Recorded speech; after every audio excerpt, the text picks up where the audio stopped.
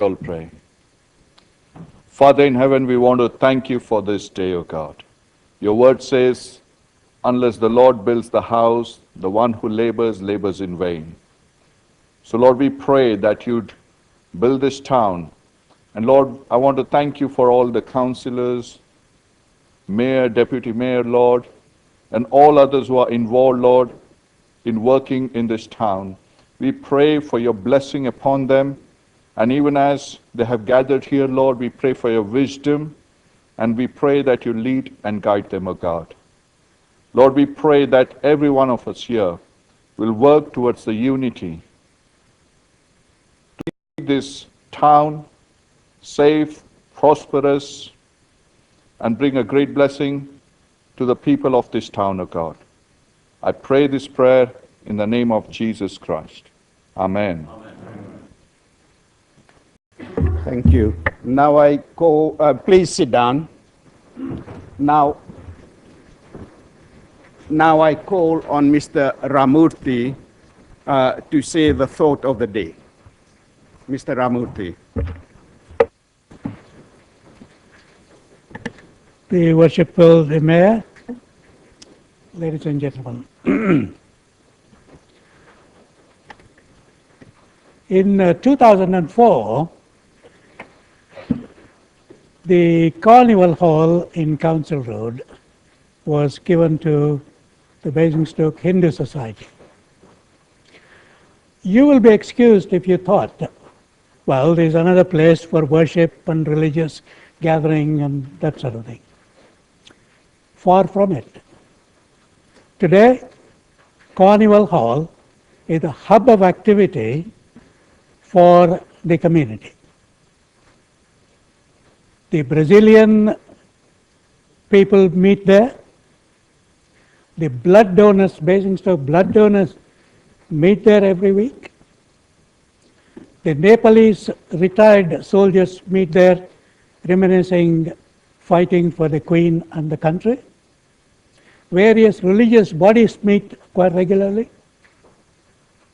So, in other words, it is the center for people to meet and exchange their ideas. Yes, we do have a small place, what we call a mandir, for worship, for Hindus.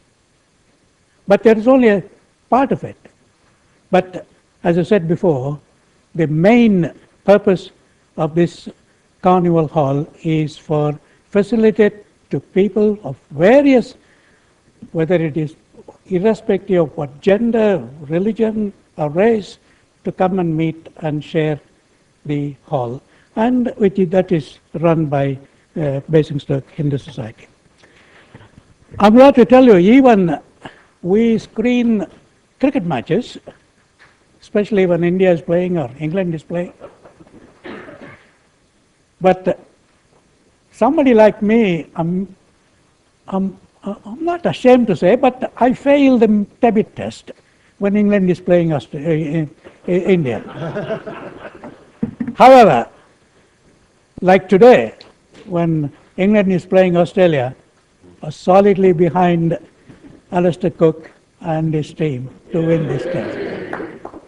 I don't know what the score was. When I left home, it was 50-2 or something like that. What a wonderful game it was today. It is not surprising, ladies and gentlemen, however, if you consider what the Hinduism is all about.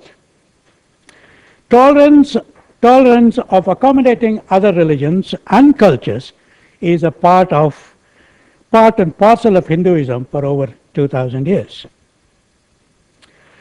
As Dr. Radhakrishnan, an eminent Indian philosopher, once said, Hinduism is not a religion, but a commonwealth of religions.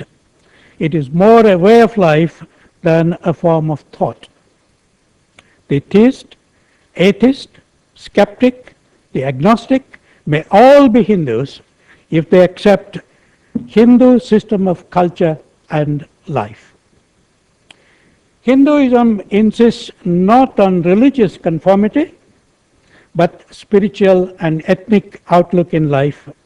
And it is not a sect, but a fellowship of all who accept the law of right and earnestly seek the truth. Hinduism, the oldest religion in the world, is very much alive today and has shown the way in many ways for other religions to prosper with it.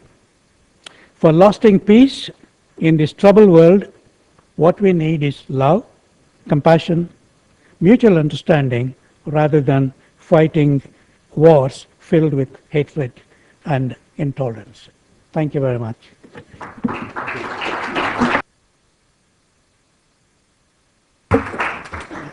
Thank you. Councillors, now fire evacuation. There are no fire alarms scheduled for this evening. Therefore, if the fire alarm sounds, please evacuate the building immediately.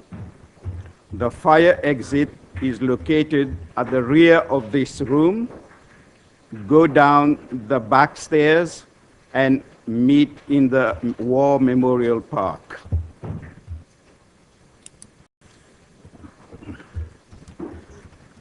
Now, to receive apologies for absence.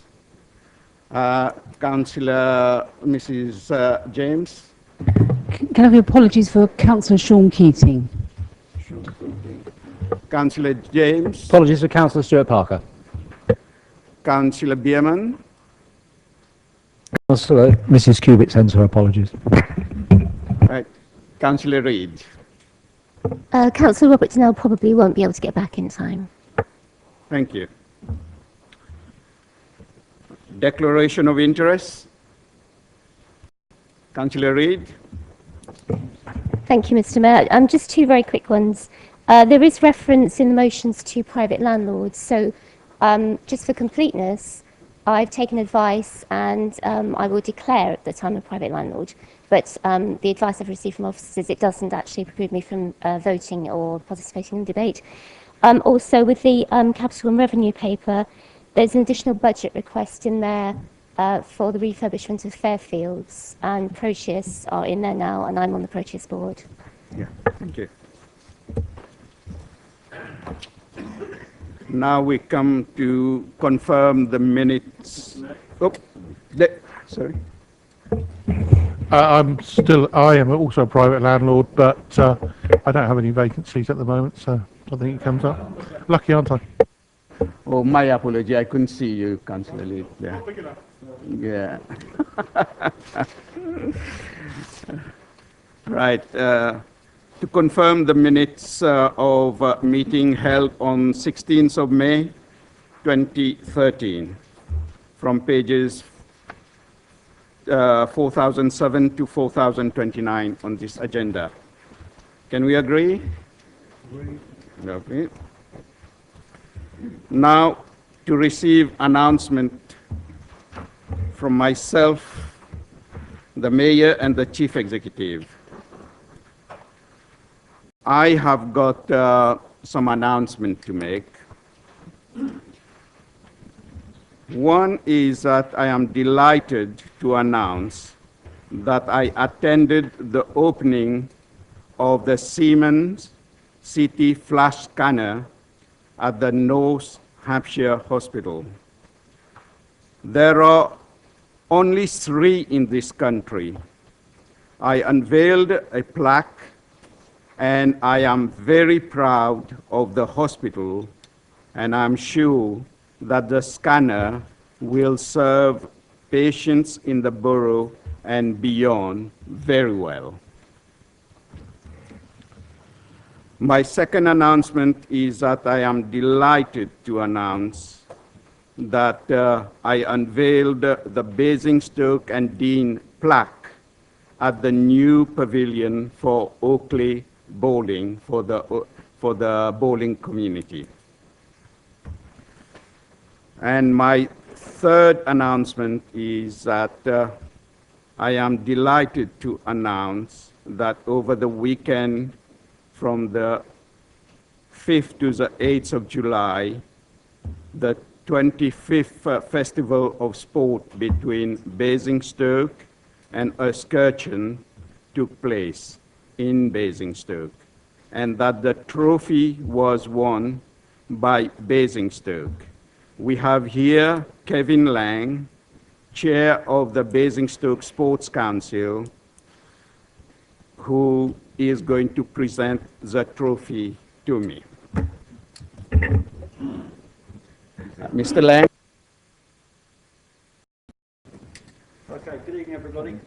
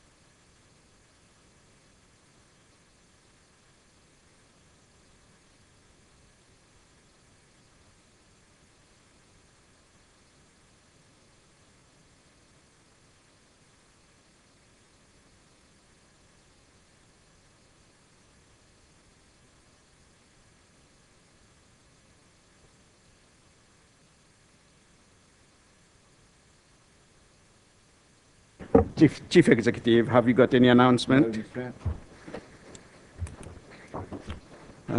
Public participation, we got none. Now, resignation and appointments. Do we see any? No? Councillor Reid. Thank you, Mr. Mayor. For Festival Management Board, it does note the term of office has now ended. So if we can substitute Councillor Mrs. Still for Councillor Mrs. Ostleton, who is the portfolio holder. Yeah. Have we noted that? Next part. No, we jumped ahead on this one. It's from committees. It's receive resignation from committees and make necessary reappointments. It's the... None of those. No. Now we'll take Mrs. Stewart. Now, Mrs. Reid, we will take what you said with the outside bodies. Anybody else? Councillor Bierman. Mr. Mayor, I wasn't sure whether to bring it up under the minutes or now, but when we were last appointing to the various panels and so on, I did ask the question, and it doesn't appear in the minutes, about whether things like the LDF panel and what used to be the Twinning Committee are now has become something international but has never met, we're going to continue. The last one I asked about was ICT. Well, that is seemingly continuing because I've had an invite to it, but I'd like to know what's happening to the others. Yeah. Is it number 4? Yeah. Yes. If I may, Mr. Mayor, if I may, if I could refer members to paper D and to the appendices 1, 2 and 3 to paper D. Therein, whilst we're dealing with the issue of maps, we've also covered the question that was raised at the last council meeting regarding continuing or not continuing SIPs and panels and the like. And to answer Councillor Bierman's question, Appendix 3, page 8 of 8, on paper D, lists the members advisory panels that are not continuing, which includes the International Partners Activities Group and the LDF panel.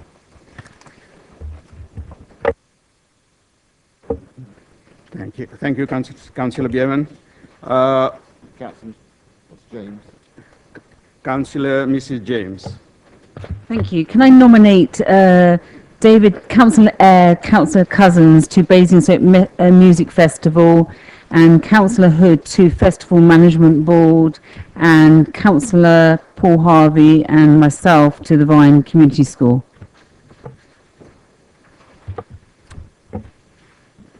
Yeah. Noted? Yeah, they all that. Yes.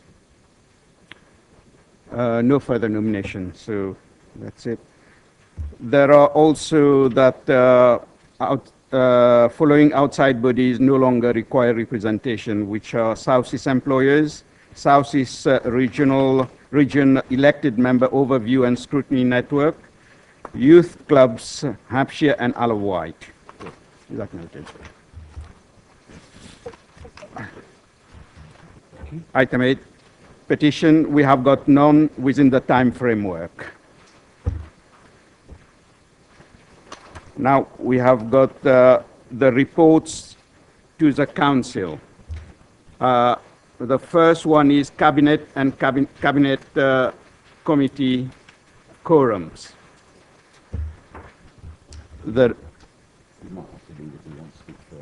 Sorry. Yes. Can I call on the leader whether he wishes to speak first? Well, thank you, Mr. Mayor. Really, very little to say. This is simply a prudent move to try and ensure that the established practice that and processes that we have in the council can continue uninterrupted by any unforeseen circumstances. There really is no political motive to this. There's no hidden agenda. But last week, a sudden death of a very good friend of mine brought home to me very strongly just how what you don't expect ever to happen can happen. And indeed, tonight, the fact that Councillor Donnell is not here because his father was taken suddenly seriously ill last night proves my point. If that had happened when Cabinet would be meeting in 2 weeks' time, then Cabinet could not have met, and the whole process would then have been derailed. And that would have been a lot of work that people have been putting in to trying to get the local plan through, would have been imperiled. So this really is just a motion for common sense to try and ensure that nothing untoward happens, and that's all it is. Councillor Eyre? Mr. Mayor, I seek permission to move an amendment. Mr. Mayor, I seek permission to move an amendment to the paper, please. Please go ahead. I would like us to consider option 1 separately as an amendment to this paper. Would you like me to speak further to that now? Yes, please. I want to move the amendment for 3 specific reasons, which I shall explain in a moment. But before I do so, whilst I respect what the leader has just said, I do wish to put on record my own profound disappointment and indeed surprise that such a paper has had to be brought to this chamber at all.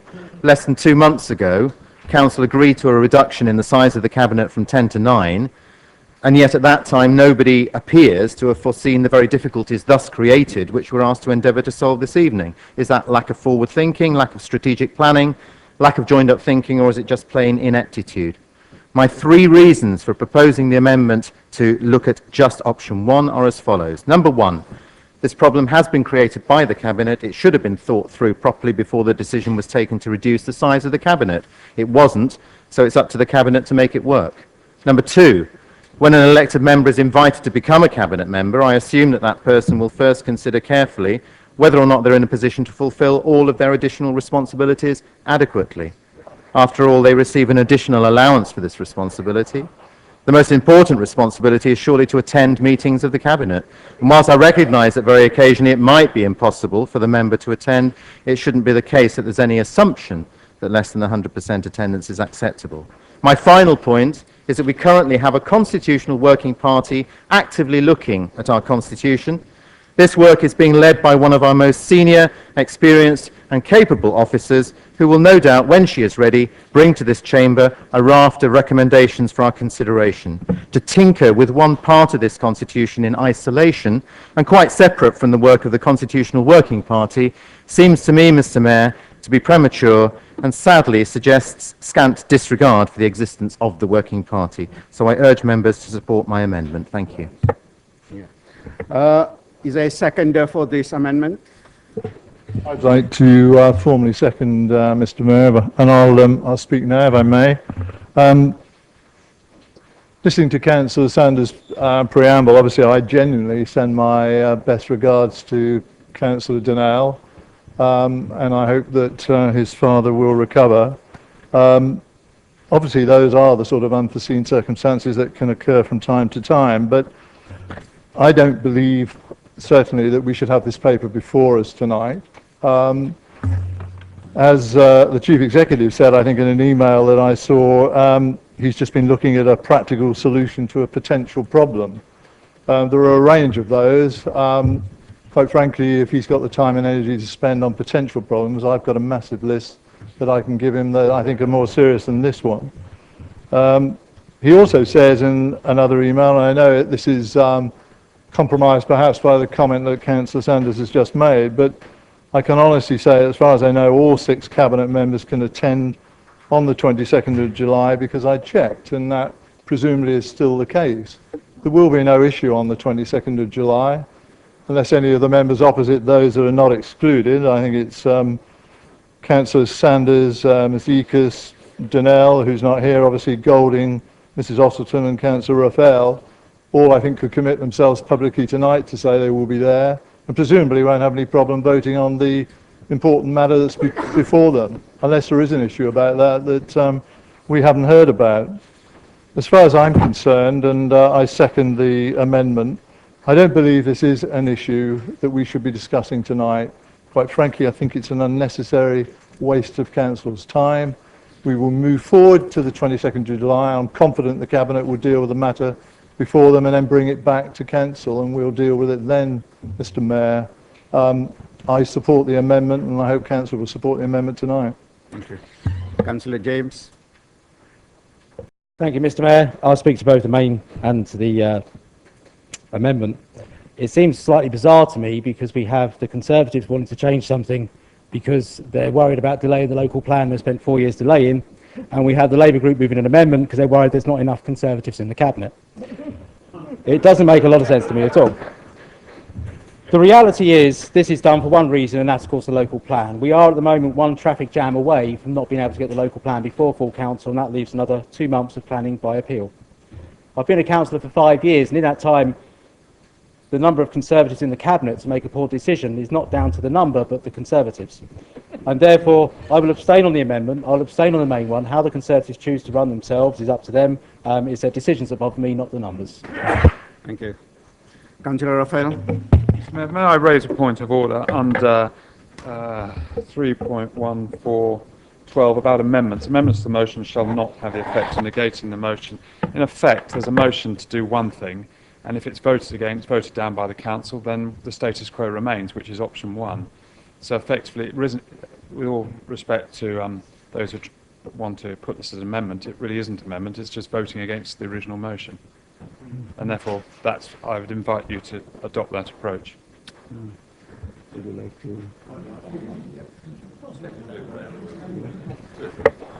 If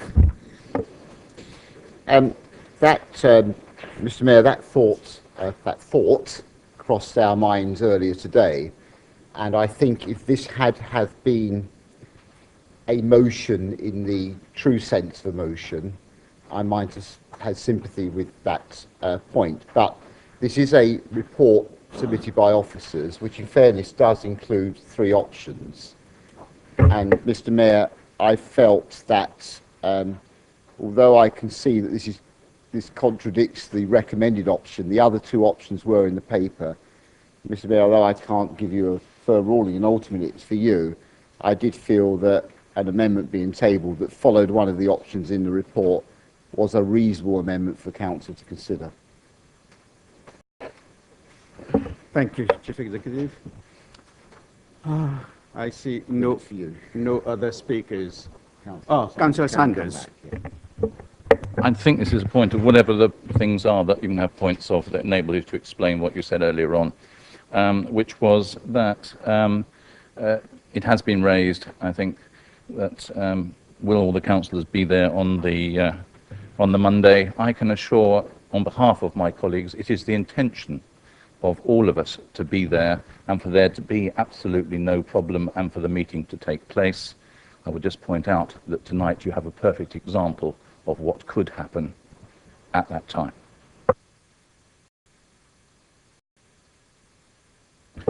Yes. I see no other speakers, so I'll put the amendment to the vote. All in favor?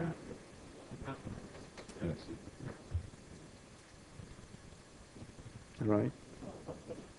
13, yes. Those against? All against? That's clearly lost. That's clearly lost.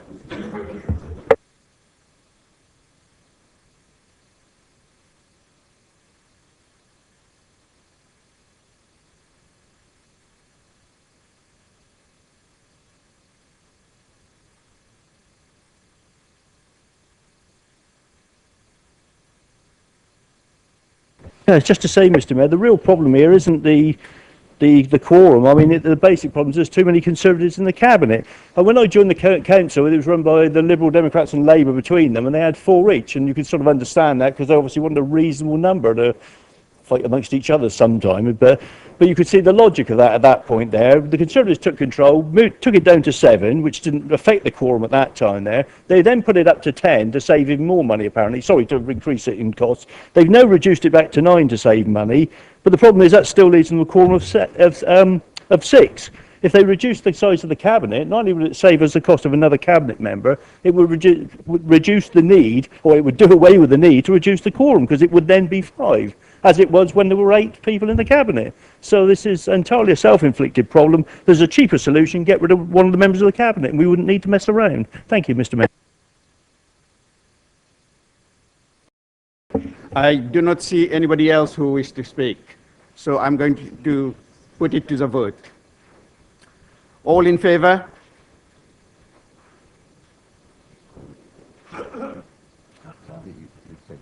Those against? Those against? Clearly carried. It's clearly carried.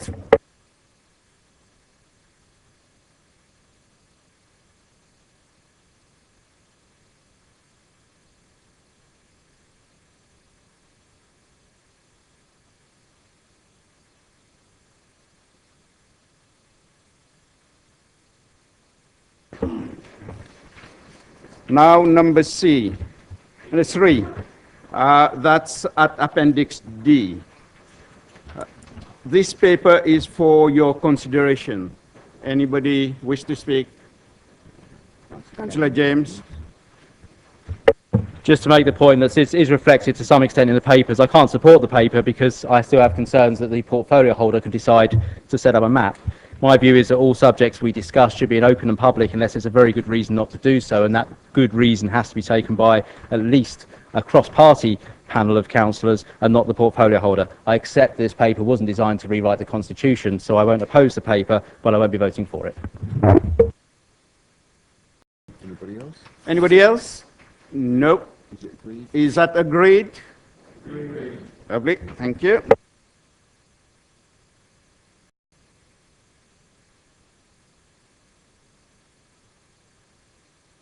Now we come to receive and determine the following recommendation.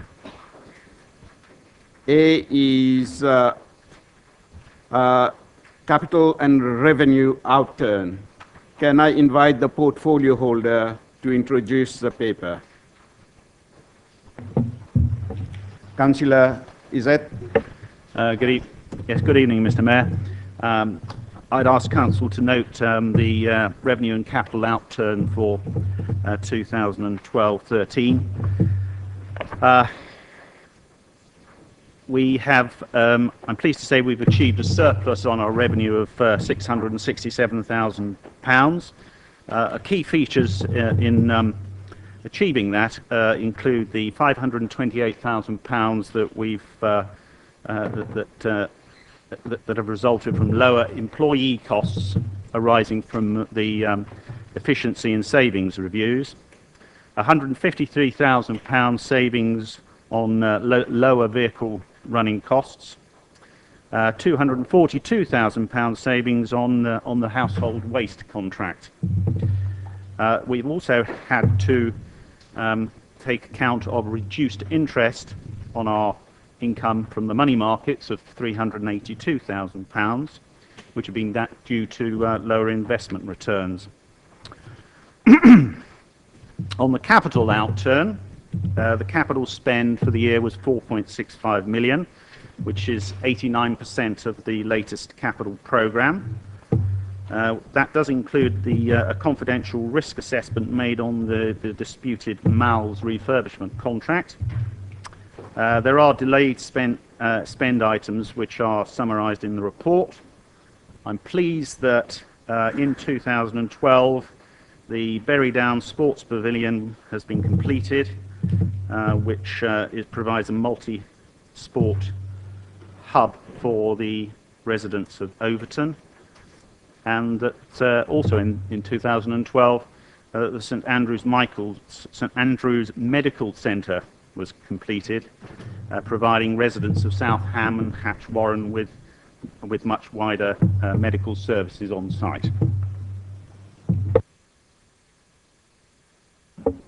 Councillor Harvey. Thank you, Mr. Mayor. In addressing the paper before us, Mr. Mayor, just a couple of points about the revenue aspect. Noticing the figure and noticing some of the challenges that will be coming along the line, I think there is no financial reason why we shouldn't be carrying on with the council tax support scheme in the way it was. If we've got this amount of money, I think we can afford to do that. I look forward to seeing that decision come to this council, and that this amount of revenue surplus is used to support that scheme. I think they should be giving a little bit back to the CAB as well, considering its workload. There's a few things that we should be using this money for, aside from just putting it into the reserves, that would benefit the residents of Basingstoke and Deane this year. So on that front, I think there are a few decisions that we can take. In terms of the Invest to Grow, in terms of the references to it throughout the paper, really, and in particular Appendix 9 in terms of some of the figures, I think one of the things I'd like to pick out and put on public record is a concern about the coffee shop and the issues that have been raised in regard to information, the business plan, and consultation. I think if these decisions are going through, and if we're going to look at these papers and have them as full and transparent and open as they can do, where we have raised issues and they have been accepted that information wasn't good enough, that the business plan should have been provided, and that other aspects of all of that should have been open to examination in a way that they weren't when the decision was taken and how it was taken. The fact that the principles over the use of the money have been in dispute quite significantly, and the fact that we've raised over 800 names on a petition, those issues should have been put to scrutiny. I think the proposal for scrutiny being declined is a very serious issue, considering the sum of money that was involved, and the fact that we now have an admission that the business plan should have been given and that the information should have been given. In those circumstances, unless we do this work properly, unless we do look at these things in the right way, we will never learn in the right way, and we will never be held to be publicly accountable. And I think in terms of the process for tendering, I think there is an issue there to do with the due diligence work not being put out to tender. So there are a number of areas and issues that should be properly, formally and appropriately scrutinised in the right place, so that this can be examined and opened up for better practice in the future. And when these reports come forward and when these reports are accepted by council, we need to have the confidence in them. And I think because of these issues at the moment, we don't, because they don't reflect the whole story of what has actually gone on in a number of these areas. So let's look forward to the next one.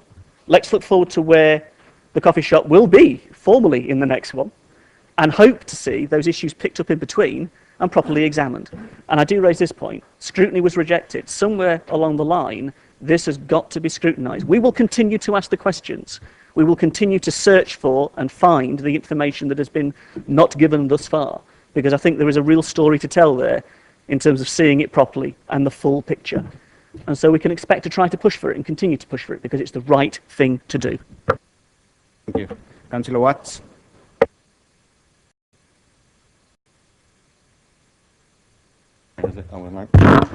I'd like to talk about two subjects in this paper, on the Outturns paper, the Southam Medical Centre and the Invest to Grow budget. Southam Medical Centre, the idea was hatched a long time ago, 7-8 years ago, that we'd move from its current site in Paddock Road to a new site at the St Andrew's Methodist Church.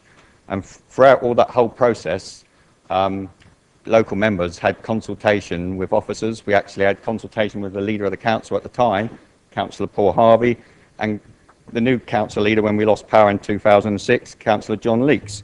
So throughout all that process, we had consultation with councillors, council officers, and now 7 years later, we got a new surgery, which is bringing in it's a welcome community asset, and it's also bringing revenue into this council.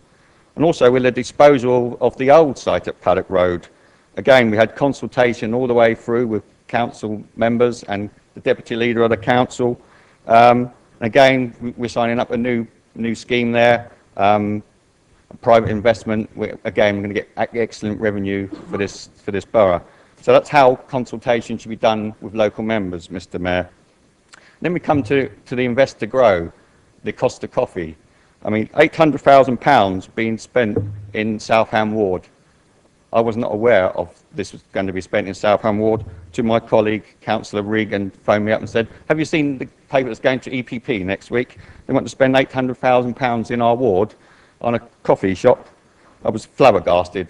Also, being a member of the Leisure Park MAP, we had a meeting in February, but there was no mention of this cost to coffee shop. And we also had a meeting of the Leisure MAP in June the 10th, I think it was. We had actually had a presentation from Montague Evans.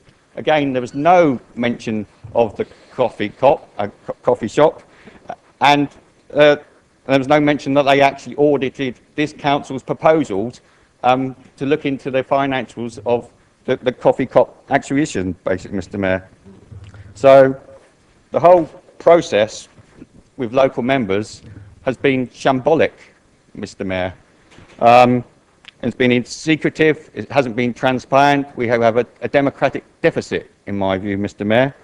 And I think it's a sad way of how this council is actually treating its local members when you want to spend £800,000 in somebody's ward and you don't know nothing about it. And ethically, I don't think it's right anyway that councils should be spending that sort of money on coffee shops when we've got so much work to do in our communities and we've got a housing crisis and we decide to spend it on a coffee shop. We should be investing our money in community assets and getting revenue from more laudable schemes. So I'd hope the council would reject this cost of coffee deal and start spending the money on some worthy causes. Thank you, Mr. Mayor. Councillor Regan.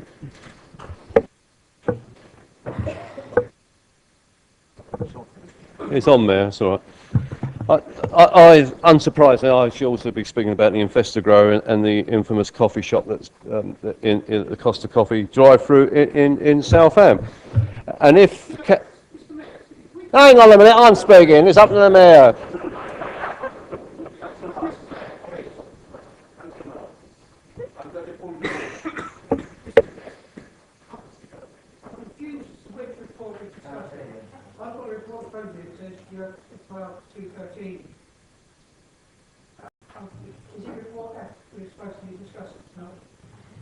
Just you read your paper. As I was saying, it's the coffee shop that's going to be built in my ward, and there was no consultation. And if Councillor Keating was here today, he would be speaking here on this issue. Don't care what you lot say, because you certainly don't care what we say, because you didn't come near us. Was it because it was a Labour ward you didn't consult us? I don't know. I'm not a... What? Yeah. Councillor Regan, would you sit down, please? Just for a minute. Yeah, I have to answer the point of order. The paper that we are discussing currently, Councillor Marks, is capital and revenue outturn. And they are on pages at Appendix E, 4087 of this agenda. This is what we're discussing.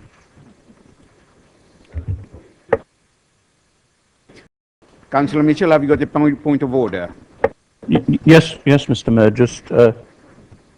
Just for the benefit of anybody who might inadvertently be watching the webcast, what we're a bit confused about is we're looking at the capital and revenue outturn for the last council year, a period in which no investment was made or spent, as members like to call it, on any coffee shop. And we're having a long dissertation about coffee shops and policy of Invest to Grow. This is not a policy paper, it's a factual report of what happened last year. And it's being used as the basis to delta off a long policy discussion about things that are going on currently in this year. And I do think it's out of order.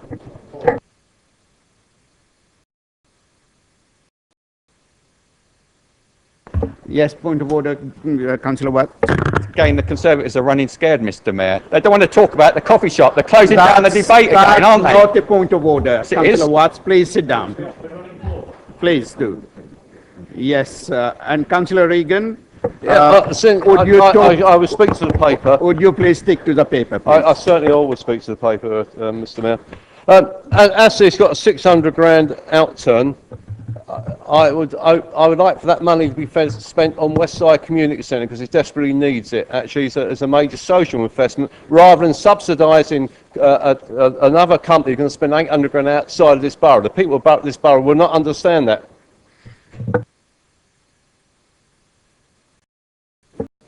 Right. Councillor Isaac, would you sum up, please? Oh. Mr. Mayor, can I just respond to those some of those points? I forget which councillor it was that made the point, but they were saying that we should make use of the surplus. Well, in fact, is that all? Yes. Yeah, we are in fact using some of the surplus on things like the Green Transport Initiative, the Whitchurch Library, the Fairfields remedial works, Loddon House roof, as money being invested in that. So we are making use of some of the surplus. The other point that I'd like to pick up on is that we should be investing in community assets. Well, we are investing in community assets in the St Andrews Medical Centre, but also we need to invest wisely so that we can get good returns on our money, given how difficult it is to get those returns in the money markets. And in getting those good returns, it enables us to make the capital investments that we make and also to hold down the council tax in this borough, which we've done now for 4 years and plan to do for another year.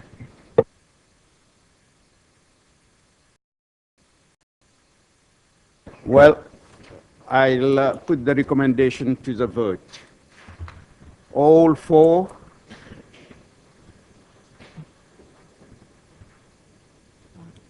Yeah, so that's good. Yeah, okay. Yes. Against? That's carried.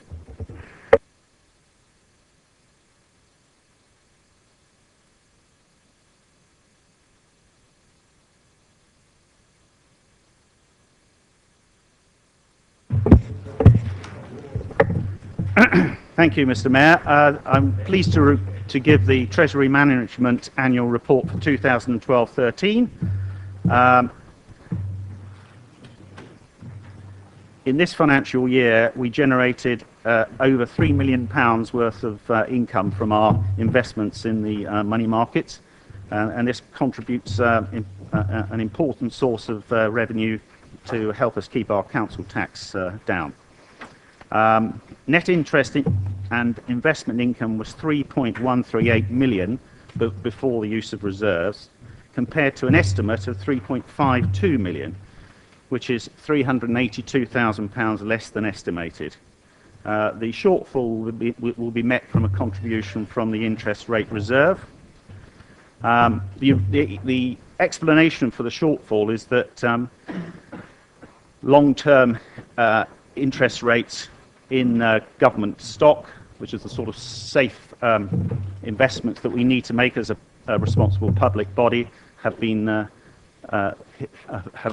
lower than we anticipated.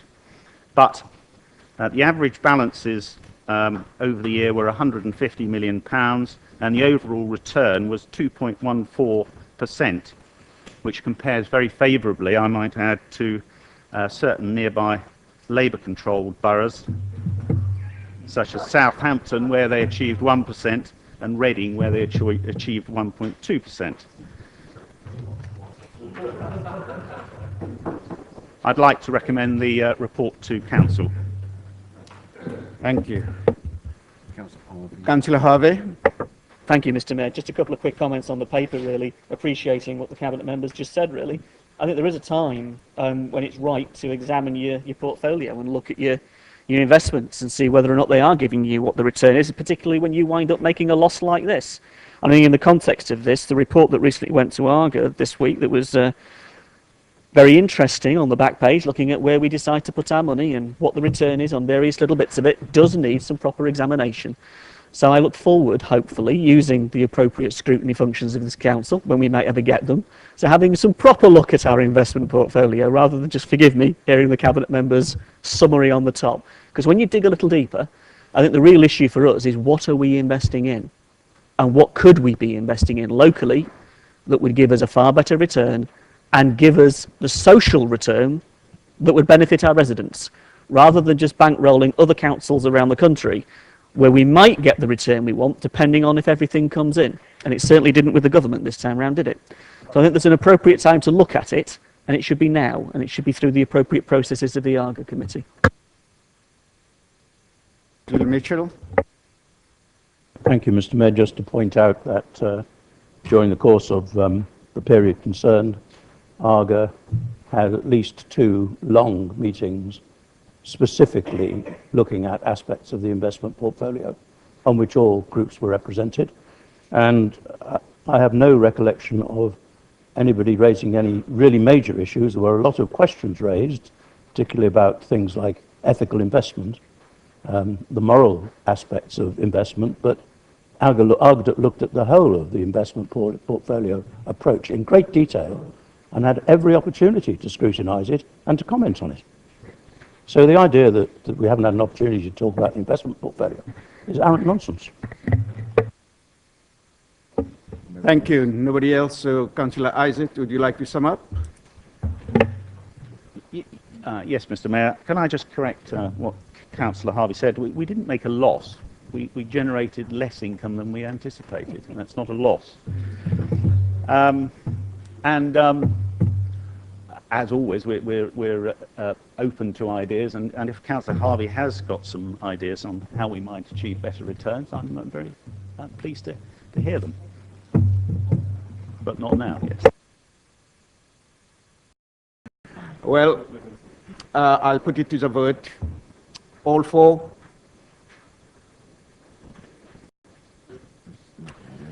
Yeah. Those against. All against? That's carried. Thank you.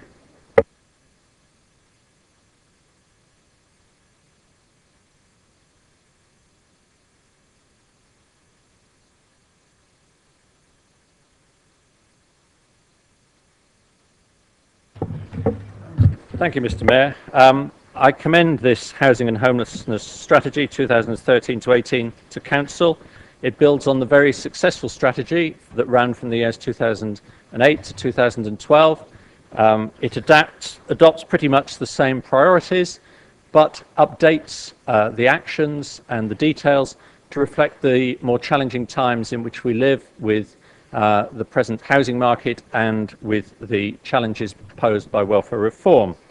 There has been 2 lots of consultation on this externally, one with our main stakeholders and one with the general public.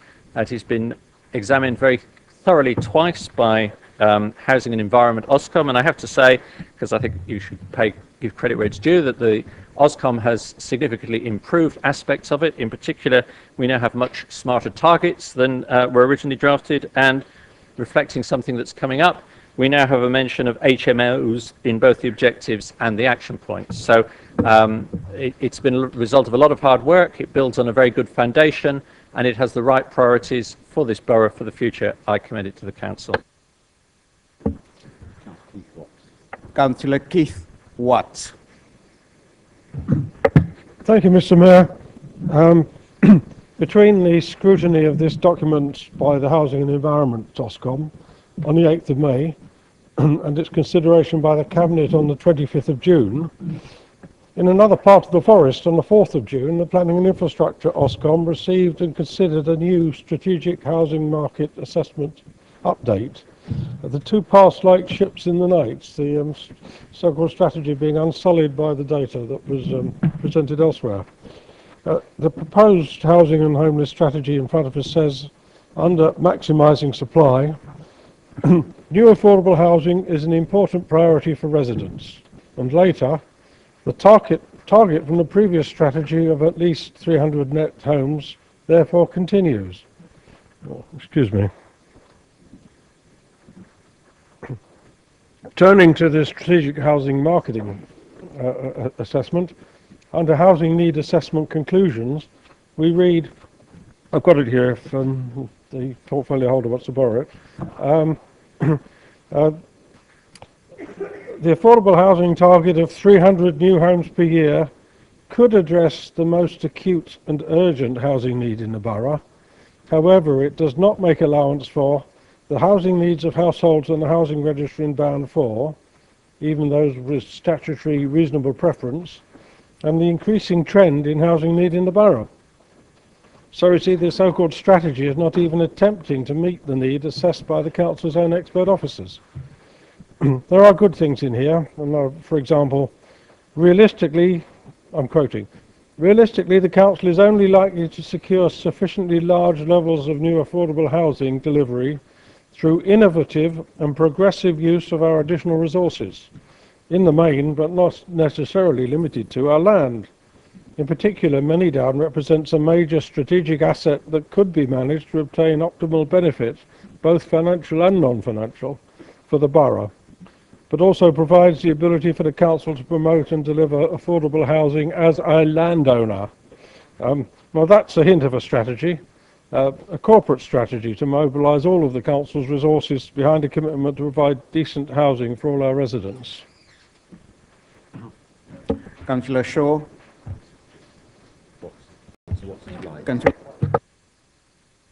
Thank you, Mr. Mayor. Plenty of words in this strategy, aren't there? But too many excuses for my part, and very little substance.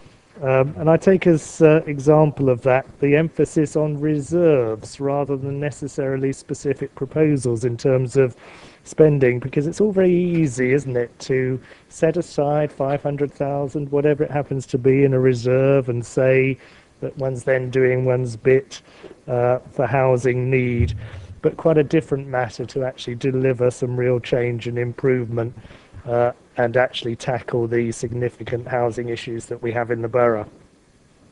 And what of the main target that's referred to in the strategy? And I refer to the table that we have on page 6, where there are a relatively few monetary and quantitative targets. And look at the detail of that particular headline target, delivery target rate of at least 300 new affordable net homes per annum by the end of the strategy period.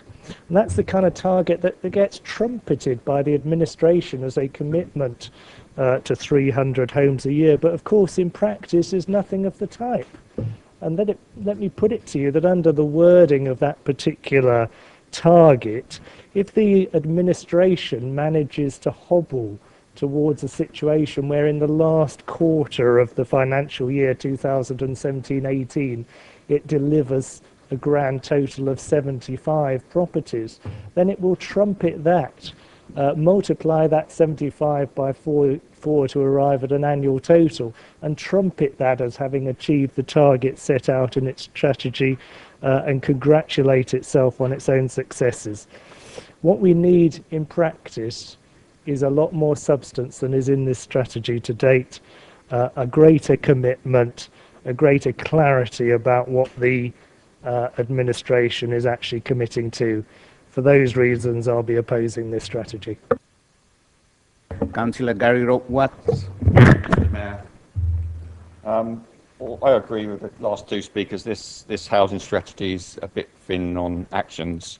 Mr. Mayor, we have a housing crisis developing in this borough, and this paper does nothing to address that crisis.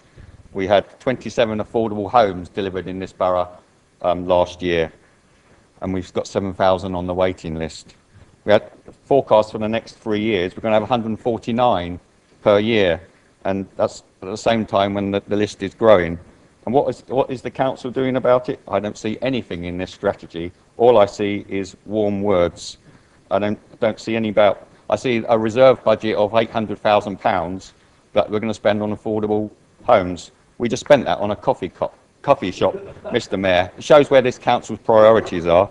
And also touching on what Councillor Watts said about last week at the ever-going local plan, there was a paper from officers saying that we should have a 30% affordable policy. I mean, how does that tie up with this 300 target here?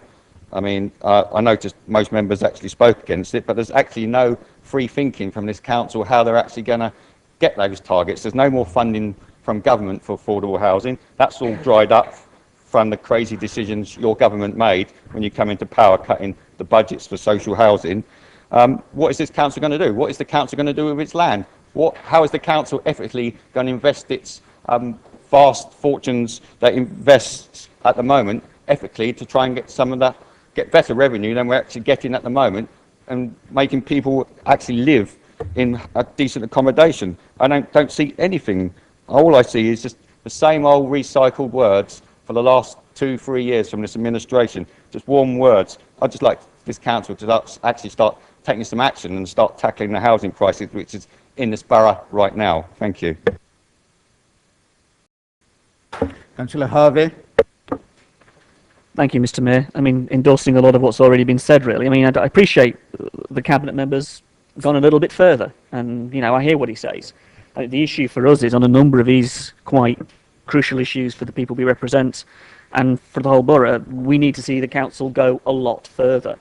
And the issue of socially rented homes, and it doesn't surprise that those are the first words that come through my lips, they are absolutely important to so many residents. Look at that Schmar report that was presented to the P&I committee and the evidence on affordability and the reality of the housing market that's out there at the moment. There is a real issue to do there with the saturation of the private rented sector and the ability of people to access decent, affordable and good standard housing. And the responsibility of this authority to how we go about achieving access to all the different parts of the housing market is key, and a housing strategy needs to reflect the social housing element of that so importantly. So when we talk about shaping supply and maximising the supply, how we do that so that we solve some of those issues. And it's not just about providing a mortgage scheme to help out those who want to buy their first homes. It's about the broad range of needs that are out there. We need to do so much more. I think that Schmar piece of work was excellent, and the evidence that's been presented in other quarters in this process needs to tie up. I think Councillor Watts is absolutely right that you see the local plan process going forward where you suddenly have the viability lot shaped by the developers, surprise, surprise, we can only do 30% in the urban area and 40% outside. Well, those viability issues, I think, do need to be examined very carefully, and part of this strategy's responsibility, I think, is to challenge that for and on behalf of what a housing strategy should be for the residents of this borough. And that viability response is absolutely key to the delivery of socially rented housing, to the delivery of an affordable model that means something. Let's add to that. Where's our empty home strategy in here? 10 homes brought back into use? Well, it used to be 26. Why are we reducing the number that we seek to bring back? We still have a huge issue of empty homes in the town, let alone the borough. Why do you reduce the target? What's the reason for that? What lies behind that? Is it just lack of ability to do it? Well, if that's the excuse, that's just awful. I think it's also the aspects of how we go about linking, the 91 a year, the 149 and so on that's been spoken about, the different figures, and the 300. And the words in this document, the longer term aim will be to return to a level of 300 affordable homes.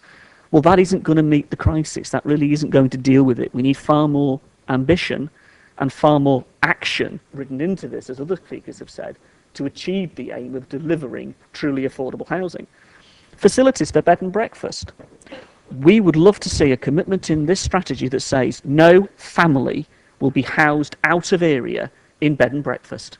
Because at the moment it's continuing to happen, and at the moment it is continuing to cause significant misery, particularly where children are concerned, where they are taken out of schools or are prevented from accessing schools because the local authorities that they wind up in will not take responsibility for them. Hampshire doesn't take responsibility for them because they're outside their borders. So what do the parents do, particularly where they can't afford to get the kids back to where they should be going to school in the first place?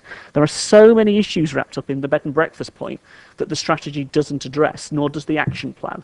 So we need to see that go a lot further. And I think in terms of other policies, I mean, people talk about this being a lot of words.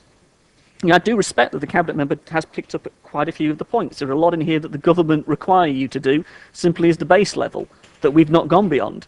Well, if we go down the road of what other authorities are doing, look at Oxford's, I can look at Southampton's, their housing strategies are a lot less words, but there are a lot more action. You know, there's Portsmouth is the same in that respect. I think there are an awful lot of very good practice out there that we could benefit from in terms of a housing strategy that would point us in the right direction.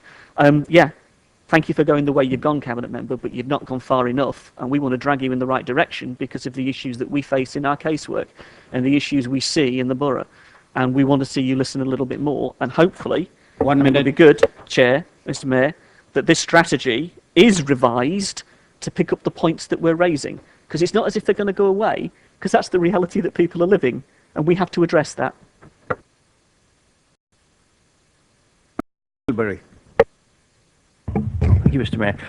Yes, I mean, the strategy is all very good, and as people say, it's very wordy, but the only thing I can see in there is that the number of affordable houses is still 300, which is the same as it was in our last strategy. Well, at that time, we had about 3,500 people on the housing list, and we've now got nearly 7,000. So surely the actual number should have doubled. You know, and it's no good saying we can't produce these houses or we can't do that, or the housing, so it can be done. If you look at our near neighbours, Winchester is barely half the size of us. They've got the same affordable housing figure of 300. They can do it. Why can't we? We've even got loads of land. They're struggling to find land to build houses on. We don't even have that problem around here. You know, it's a lovely strategy, and our officers are very good at producing very good reports, and people have commented on the Shmar one, which was a superb report, and as Councillor Watson suggested, it's like one's uninformed by the other. It's, you know, it's like, yes, we see what it says, but let's just ignore it. But the trouble is, we don't seem to be able to do anything about it. And like I said, there's a lot of words here. But, you know, if you go back a few years ago, we were able to do things about this. Go back to 1970, back in the days when Kingsley and Whitchurch were running the show, or at least for part of the area there, with a population of 3,000 people. They had a housing problem at that time. The committee were told that there were 472 applicants for houses on the waiting list, 285 for general needs, and a few others from people who were being thrown out their farm cottages, so nothing much changes there. So what was their response? Is we'll build an additional 50 houses in addition to the 160 already under construction or planned. So that's 210 houses being built in the Kingsley and Whitchurch section of this borough, which is the equivalent of 30,000 people at that time there. We've got 150,000 people, and we're barely building as many houses as they were built in 1970. If you can't see there's a housing problem or what the problem is, then you really need to look ahead. But hopefully that things may change. I notice there's a motion later on which may actually do something about this. About time too. Thank you. Councillor Mitchell. Thank you, Mr. Mayor. Just a few comments. There's a flavour behind quite a lot of what's just been said, which is one of those things that often comes from that side of the chamber, which is the emphasis, the philosophy and the assumption that government can and should solve all problems, when in fact we know that government actually achieves more when it tries to keep out of the way. And it's not our job to solve all problems. We have to recognise what's really going on in the world. My second point is there's a lot of complaints about what is or isn't in this particular document, and I just draw members' attention to the fact that there are 5 distinct concepts. One is strategy, one is policy, one is decision, One is plan and one is action, and they follow from each other, and you don't get the action until you've done the policy, the decision, the plan. And the strategy should simply set the background and the environment in which that's that's going to happen. And I think this does that very well. I could pick at little bits of it, but I won't take your time up with that. One major concern I have is the language we use, where we say housing, the housing and homelessness strategy, which is all about people in need, it would appear, because there's really hardly any mention of the private sector. But housing in the borough is as much dependent on the private sector as on the public sector, as much dependent on private market housing as on affordable housing, under whatever disguise you have affordable housing. And in fact, the financing of affordable housing is to a substantial extent dependent on the pace at which you're building market housing, and the two are closely interlinked. So I would like to see a more balanced approach next time we visit this question. I personally would like to see a significant effort and resources going into getting Basingstoke and Deane ahead of the curve in housing development, both in the private sector and for the affordable market. The housing market, we're told by the papers, but of course you never believe what you read in the papers. I don't, certainly. But we're told by the papers consistently over the last few weeks that the market is moving. I think we should get ahead of that curve, and we should build on that as fast as we can. And I look to the portfolio holder and officers to look at that very closely and see how can we get more development more quickly in this borough once we've got the local plan settled in the next few weeks, hopefully, at least to the point where it will count with inspectors. For the record, I am totally committed to the idea of getting people who need it into good homes that meet their needs, totally. I am strongly against the idea of locking people into social housing. And all the evidence suggests social rented housing, or as some members have begun to say repeatedly, council housing. I come from that background. My family escaped from it, and I see too many people. I don't like to see people in the future going, to use the old-fashioned, probably prejudicial expression now, cap in hand, hoping that David won't complain, going cap in hand to a bureaucrat who will tell them where they can and cannot live. I would like to see people free to make their own choices. Yes, there is a need for social rented housing, but the idea that all problems should be solved by more social rented housing, I object to strongly, and I will not ever support that. I will support a modicum of it, but not the idea that that is the answer to the maiden's prayer, even if the maiden is not yet on her knees. Thank you, Mr. Mayor. Councillor Ms. James. Thank you, Mr. Mayor. We had real concerns in the committee about this report. It was a very disappointing report. It wasn't going to come back to the committee, but we pushed and it came back. It went out for consultation and came back, and then there were some changes. And what we see now is a different change as well. This report is different to what we saw when it came back the second time round. But it still hasn't gone far enough for us as a group. We're not happy with it. The emphasis is on affordable housing. It doesn't talk about social rent. And as has been said tonight, very clearly from the officers' work of this council, there is an absolute need for social rented. Nobody can afford the affordable model, and that evidence has been demonstrated to us, and a lot of work has gone into that. So it's essential that our housing strategy reflects the housing need of the borough, and the housing need of the borough is to build socially rented. I think it's also, well, I'm not even going to comment on the last councillor's comments. I just think that quite shocking, really. But in relation to, if I can bring your attention to what it says about what our customers are telling us, it says around 9,000 people per year visit the council offices with queries about housing. In the first 3 months of 2012, there were 2,500 visitors with housing queries. Between 8 and 10% of these visitors were about homelessness. That is, people who have been evicted or were eviction or repossession of their homes is likely in number, around 900 to 1,000 households each year. Customers are increasingly concerned about their security of tenure and the affordability of their rent. The analysis of 100 customer complaints received about the housing needs and advice services highlights that the system is unfair. It says the system is discriminatory, it needs more support and more advice, and it also says that pregnant women are unable to bid for 1 and 2 bedroom properties. It clearly is saying to us that this system isn't working, our housing strategy isn't fit for purpose, therefore we as a Labour group cannot support this. Councillor Golding, would you sum up, please? Thank you, Mr. Mayor. That was a lot of comments, and I'm afraid I don't have time to respond to all of them and couldn't keep up with some of them. Councillor Keith Watt started by referring to the SHMA. He ought to remember that the work on the SHMA, the work that was reported in the SHMA was actually done both to support the development of the housing and homelessness strategy and the SHMA. We had 2 workshops on which the data was presented to us, and the data that finally was published in the SHMA very much informed the development of the strategy that's now before us. And I couldn't, although I have the SHMA with me, couldn't follow where he was quoting from, but I think it was not wholly in context. Much was made about the 300 target. This is a target for new affordable homes. Actually, homes need to be built. The reason why very few affordable homes are being completed at the moment is that over the last few years, hardly any planning permissions have been granted by this council for large developments other than on regeneration sites. If you don't build houses, you don't build affordable houses. It's not a problem with the strategy. It's not even particularly a problem with any particular group. I think the opposition has come from all around the council.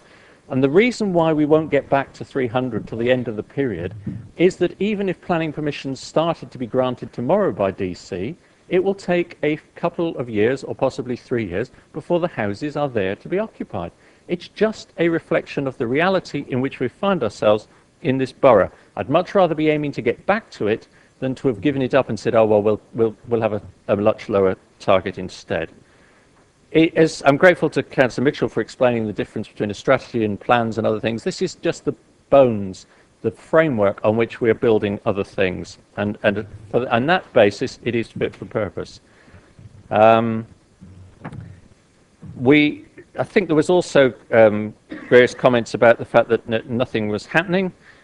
Just to give one example, we decided very recently to spend, I think is the proper word, 250,000 with Sentinel Housing Association on buying existing houses that can be used for people in housing need, because we know that the new homes just aren't coming through. We are doing what we can in a wise and proportionate way. We are debating with them whether on an investment basis we should do more with them, but at the moment that is what they felt that they could make good use of.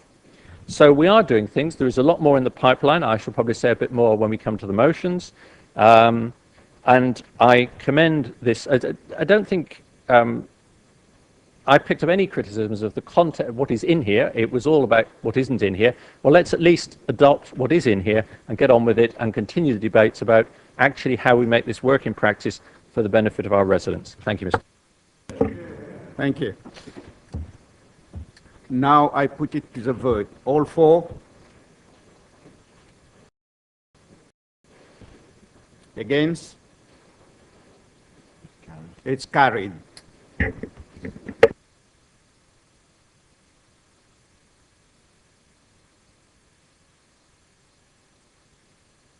Councillor Harvey. No. Thank you, Mr. Mayor.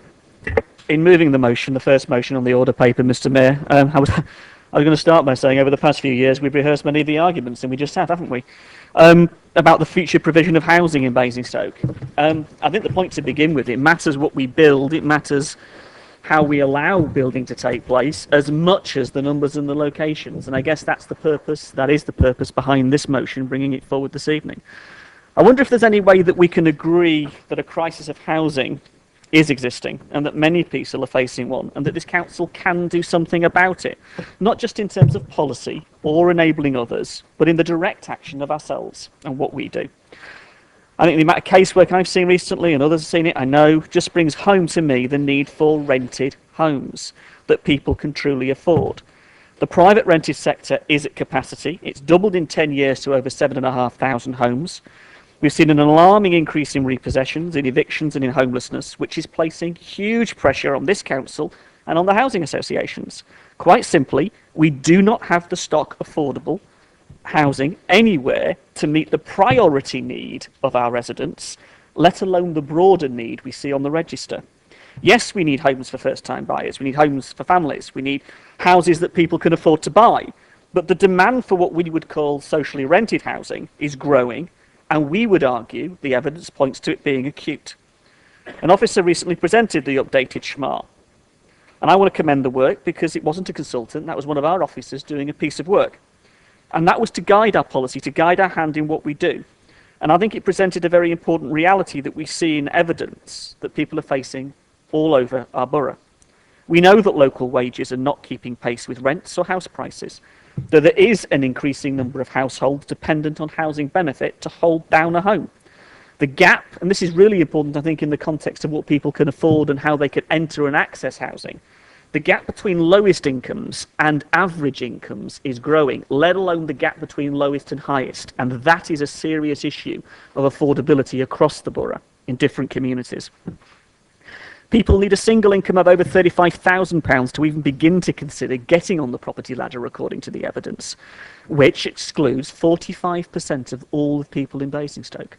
Now that is some statistic in terms of affordability and accessibility. So the entry point, even for the private rented sector, is some £24,000. So the reality is that there are thousands of people in Basingstoke who need a different kind of product to be able to afford to live in our town and work in our town. Many people live outside and commute in because they cannot afford to live in Basingstoke. That is a reality that we see now developing. On Tuesday this week, the Cabinet brought a paper forward to EPP telling us that 25 local households had been successful in using the first-time buyers mortgage scheme run by TSB Lloyds. Now that scheme has seen over £1 million of direct council investment. On Tuesday, the request was for another £1 million of investment. That's £2 million. Well, in principle, the scheme helps a few households to get a home. But I asked the question, well, what are we doing with the 6,500 people on the housing register? What could that £2 million do for them in that sense? Where's the equity in the policy and the balance of what we're doing across the whole of this area of policy and action? So our motion calls for us to work together with our partners to tackle this affordability issue. We know we need a socially rented product that is affordable to local people. That may not be socially rented, it may not be affordable rented. It's a product that fits the Basingstoke scene, that works for people living in our town, in our borough. We can and should use our assets, both money and land, to directly invest in building homes that will offer a rental and income stream to the taxpayer. But it isn't just about talking about money, it's about talking about the social good. And Councillor Gavin James said on Tuesday night about the social responsibility of the council, and I could not agree with him more. And that's why the points of our motion should be explored in the right place and examined and brought forward, if they work, with others that others may have. There are plenty of ideas around this chamber, as the portfolio holder has said, of how these issues can be delivered. And these schemes do need working up, either through our wellbeing powers, our property investment portfolio, or through establishing a social enterprise company where we actually establish a working relationship with our partners. I would just say, Mr. Mayor, to finish off, that look at the authorities around the country that are doing this. Tory Barnet, you know, the EasyJet Council's philosophy. They're building council houses. This is Barnet. That's some going. Aldershot, Tory Aldershot are into building 400 council houses now. Oxford, Labour Oxford are into building 400 homes again. And they have a 50% target. And finally, we say Portsmouth are into this as well, even the Lib Dems, which is important. So all three political parties are buying into the philosophy that building council houses matters, because it will make a difference. So please support the motion and take it to committee where we can debate this thing in far more detail. Mr. Reagan. Point of order, Mr. Mayor. Mr. Mayor, I should declare a non-pecuniary but personal interest with respect to Lloyds TSB if that's going to become a topic of debate.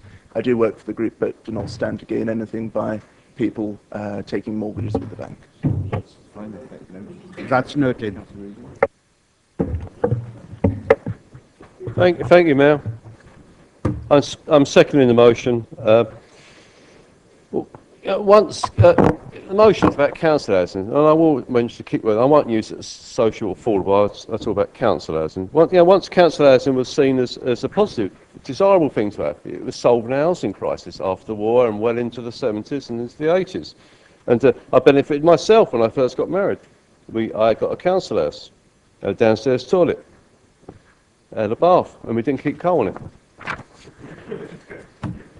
Communities where people were in work, raised children, stable, not an housing benefit, because it was a real mixture of people. And some went on to buy their own, but moved out and bought their own homes. And that left an empty house for somebody to come off the waiting list and move into. The system worked. That's without looking through rose-tinted glasses, because there was always problems in any system. But over 30 years, over the last 30 years, the positive nature of council housing has changed to being derided, like even in rent and private or social. It's something bad. Anyway, so many reasons why there's many problems with it's an housing crisis. One of them goes back to Michael Esseltine in 1980, scrapping rent controls, which put an injection of free market into the rents, which meant high rents, and has been a disaster for many people. And of course, the right to buy sold off the best council houses. Well, I would say, well, good luck to people bought them, but the money should have been spent because it was not allowed to build houses. Build houses for rent by councils. They were prevented by the Thatcher government and then by the Major government. And unfortunately, Blair didn't pick up either. But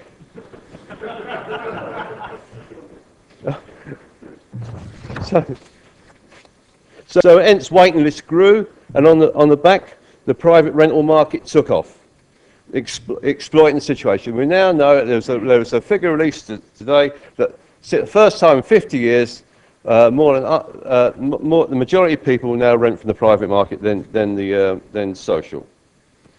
But what's happening there? The rents have been allowed to rise uncontrolled, with housing benefit costs rising associated with it. That's why housing benefit bill is shot through the roof, not because people want to stay behind, laying in bed, being skivers with the curtains drawn, as the Chancellor says.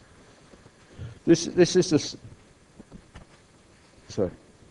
Then there is the sale of the remaining council housing stock to housing associations.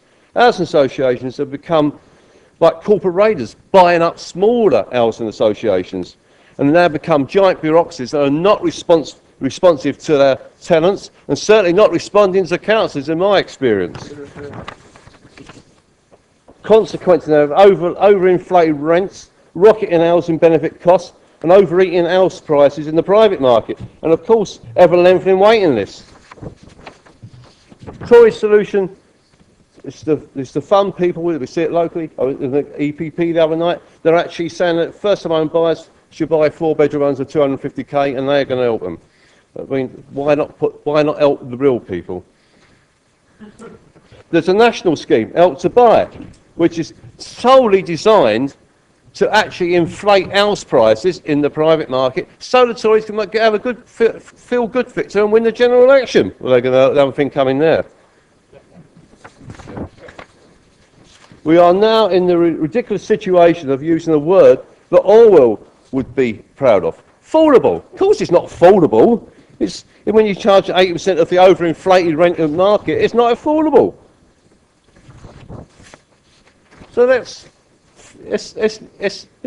all get together, and through the committee system, and look at it. And look, because the only solution is... One minute. Thank you very much. I disagree with Horace Mitchell, because he's just defending the free market model from neoliberalism, which just totally failed over the last 30 years in industry, employment, and also certainly has major housing crisis we're trying to address. And in the south of England, we find it's even worse for it, because overinflated house prices in the private market. Are we supposed to be happy that house prices are now rising? It's been a total disaster. They're totally 4 times higher than they should be.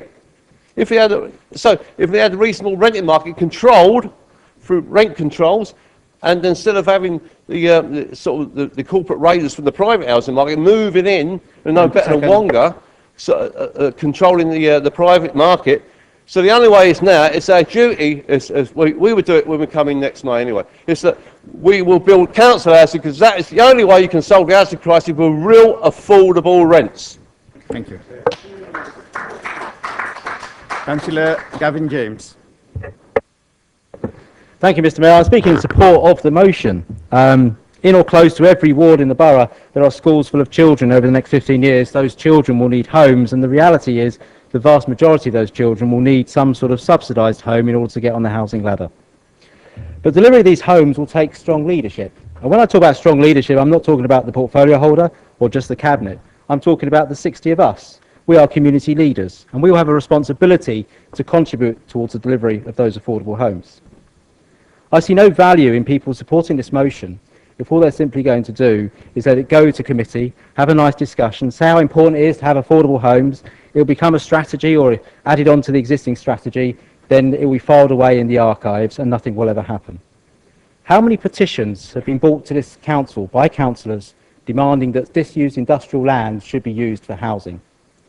How many times have you had a councillor turn up to DC and look at a proposal and say, actually, I think we can put a few more homes on this site. I think we could deliver extra.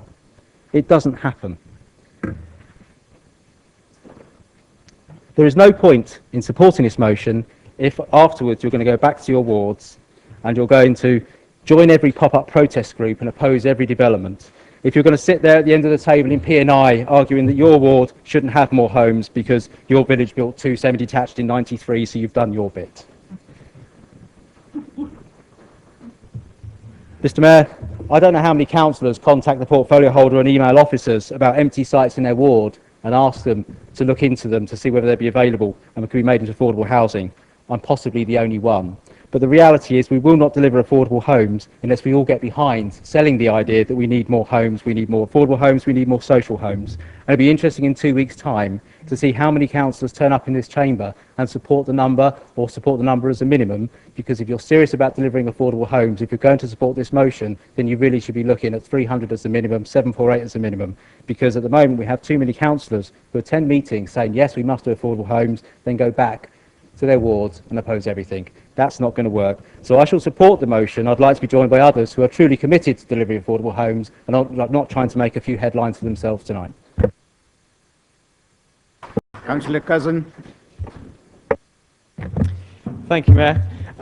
I believe it's fair to say that a housing list of over 6,000 and building 44 homes last year is nothing short of a shambles. It doesn't scratch the surface of really cutting into that figure and making a dent.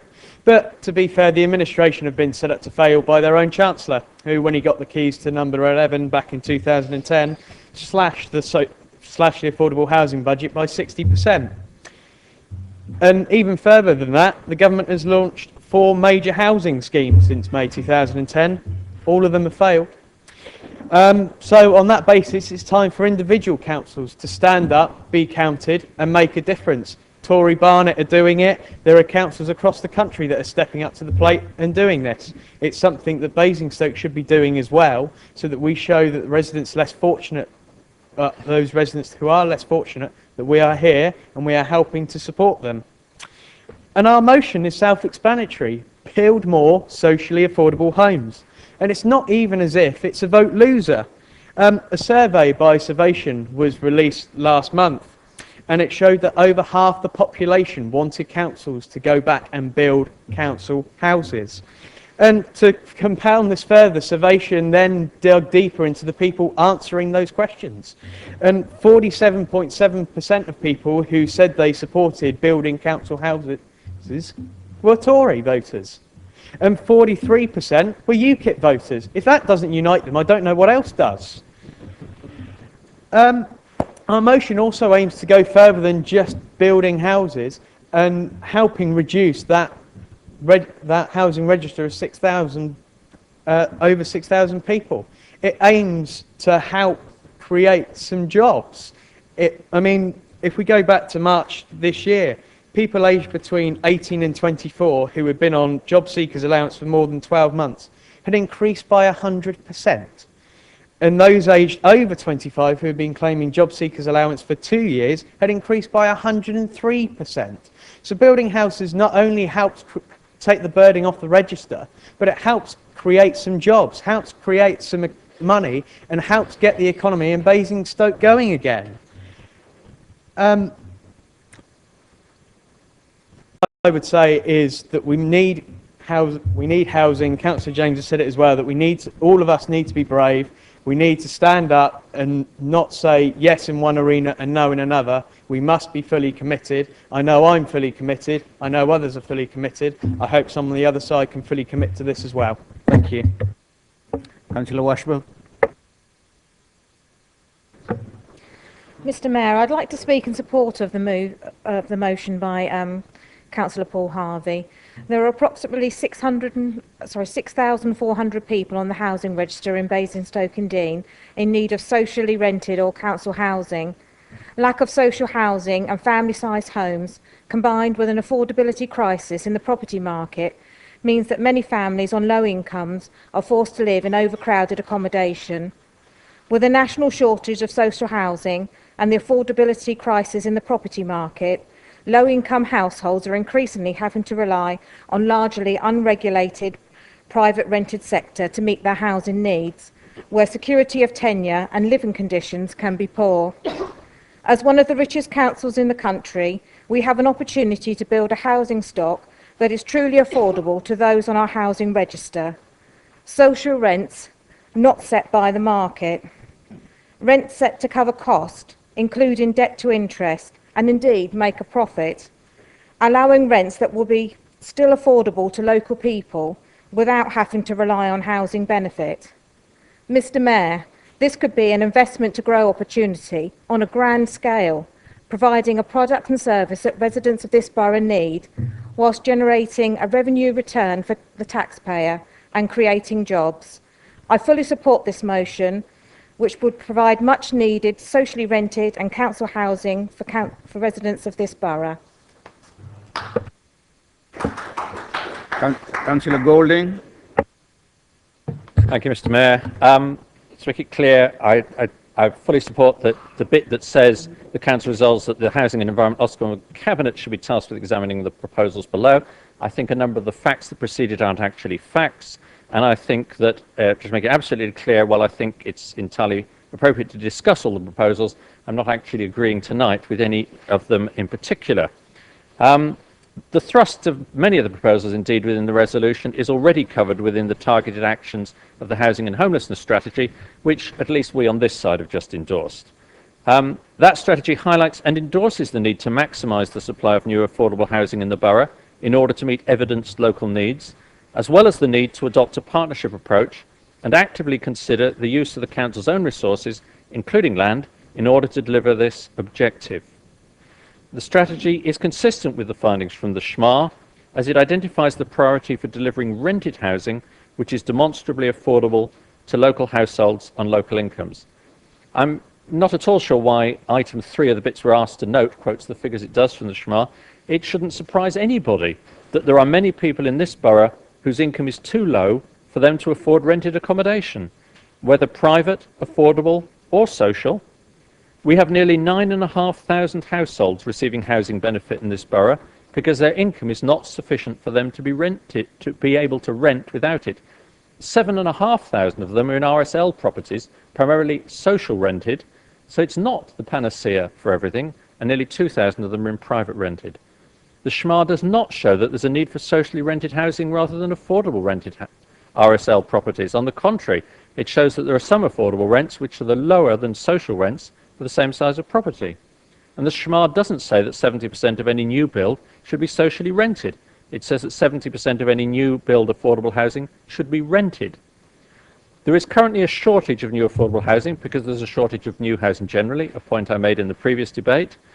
The Housing and Homelessness Strategy explicitly commits this Council to working with RSLs and other partners to enable residents who are vulnerable or on low incomes to access accommodation which meets their needs. And I've said just about every council meeting for the last few months, we are actively working on that with our RSL partners. But there is no evidence that we need a, quote, Basingstoke affordable rented home product, home, unquote, product. There may be much better ways to use the council's resources, land and financial investments to support the delivery of the housing that is needed. The information set out in the SHMA was considered by the Housing and Environment Ofcom as part of the work to produce the strategy. Again, I've already made that point. So in conclusion, Mr. Mayor, it is right for this motion to be referred to the Housing and Environment Ofcom so it can consider the extent to which it wants to look at these issues again, and if so, which aspects it wants to pursue. Thank you. Councillor Marks. Thank you, Mr. Mayor. I think I've got three basic points. One, I welcome this coming to the committee. The second point, I don't endorse everything, but I do welcome it. It's obviously got some interest, and there's a lot of interest in it, so let's bring it to the committee and discuss it. The third point, quite a lot of this here is already in progress. Quite a lot of it is historical. Obviously someone can read minutes and they've gone through it and put some points here that we're already doing. So I would welcome it coming to the committee and have an update from the officers on where we are on this. Thank you. Councillor Reid. Thank you, Mr. Mayor. I will be very brief. I have two reservations about this motion. First of all, I feel it would probably be much better debated in the appropriate Ofcom in housing. We'd have a much fuller debate there if we took it to Ofcom rather than debating it here. Also, with the greatest respect to those people who proposed it, I do feel that it's a motion at least partially driven by ideology as well. I think we all accept that we need to think.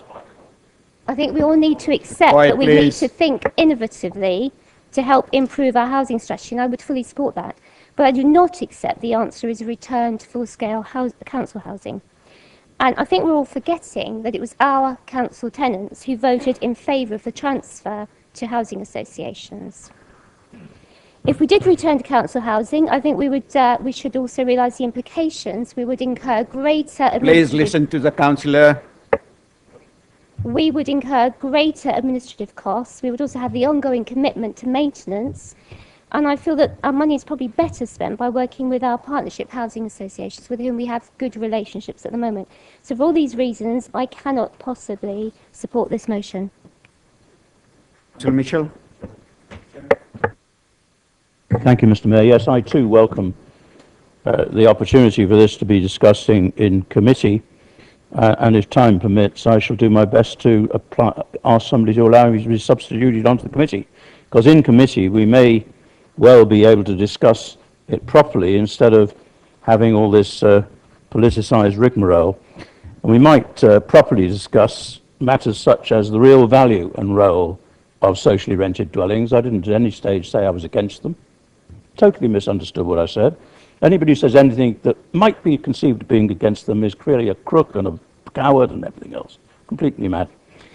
But we should be discussing the real value and role of socially rented dwellings and how they fit in with other types of tenure and the extent to which socially renting can and should be the predominant way for someone, should predominantly be something for someone's lifetime dependency, and to what extent it should be seen and designed as one of a set of things, and in particular as a stepping stone with other stepping stones out of dependency and into the situation where people can make their own decisions rather than queuing at the council offices. And that's all I'm saying about social housing. I do not see it as itself an answer to anything.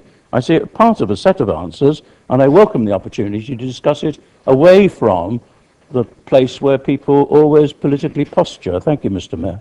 Thank you. Councillor Ms. James. Thank you, Mr. Mayor.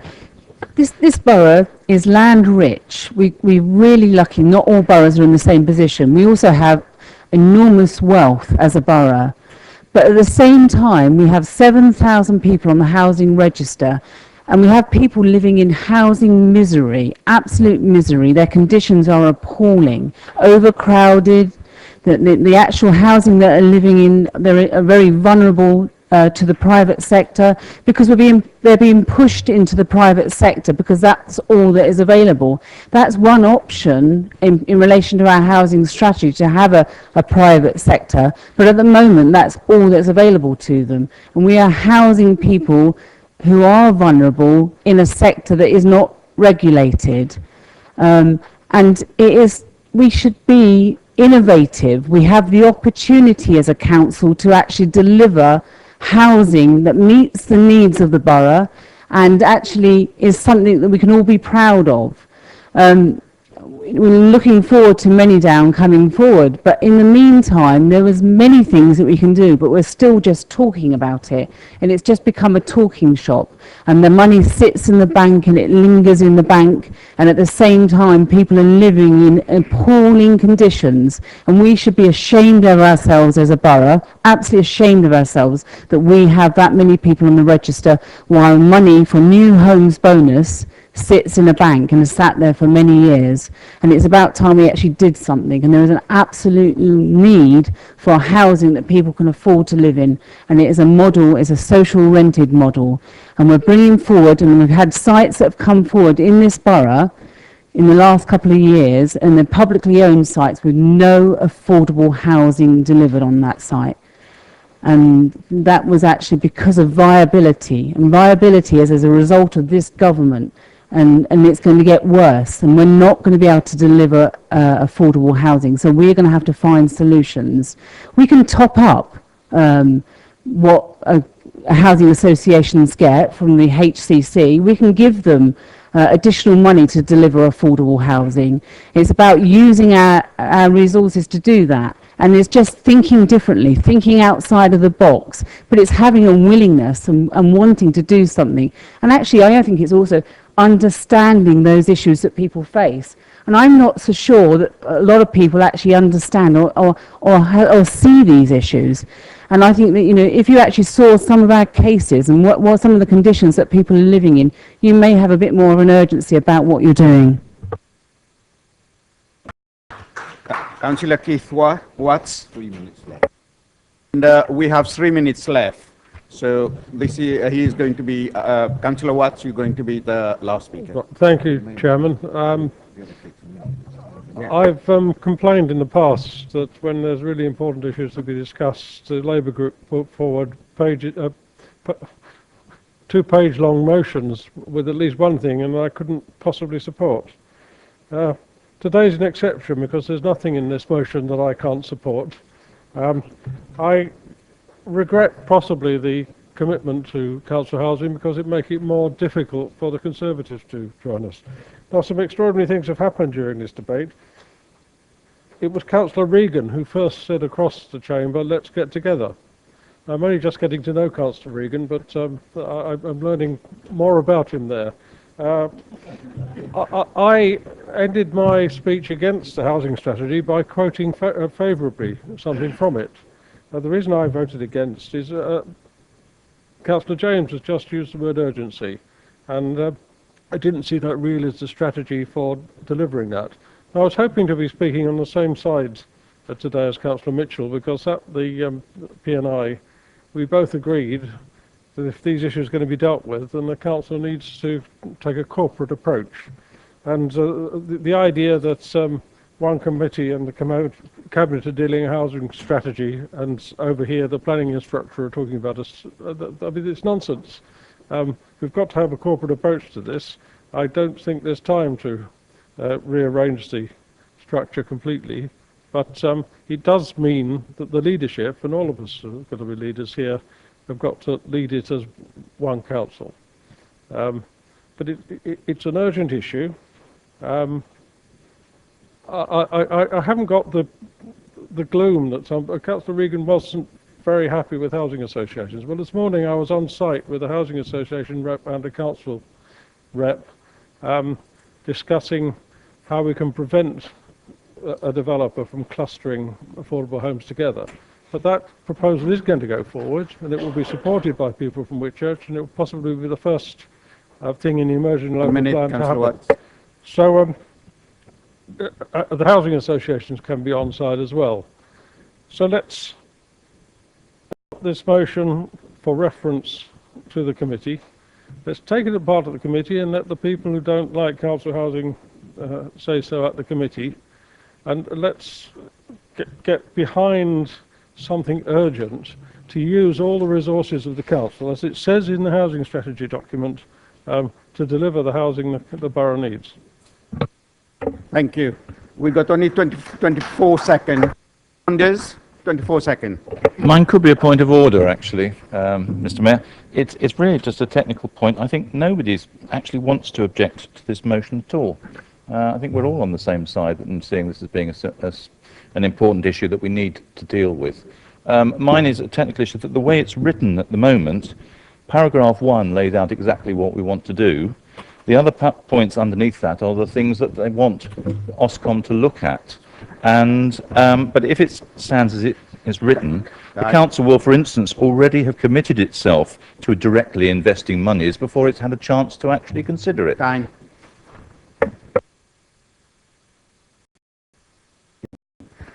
Councillor Harvey, are you prepared to accept that point of If order? I can sum up, Chair, whatever council does this evening, the motion goes to the committee for debate anyway in that context. I think what I'd just like to say, and I appreciate what the leader has just said though, you know, Councillor Gavin James and Councillor Laura James have said the point about delivering, the point about actually doing something.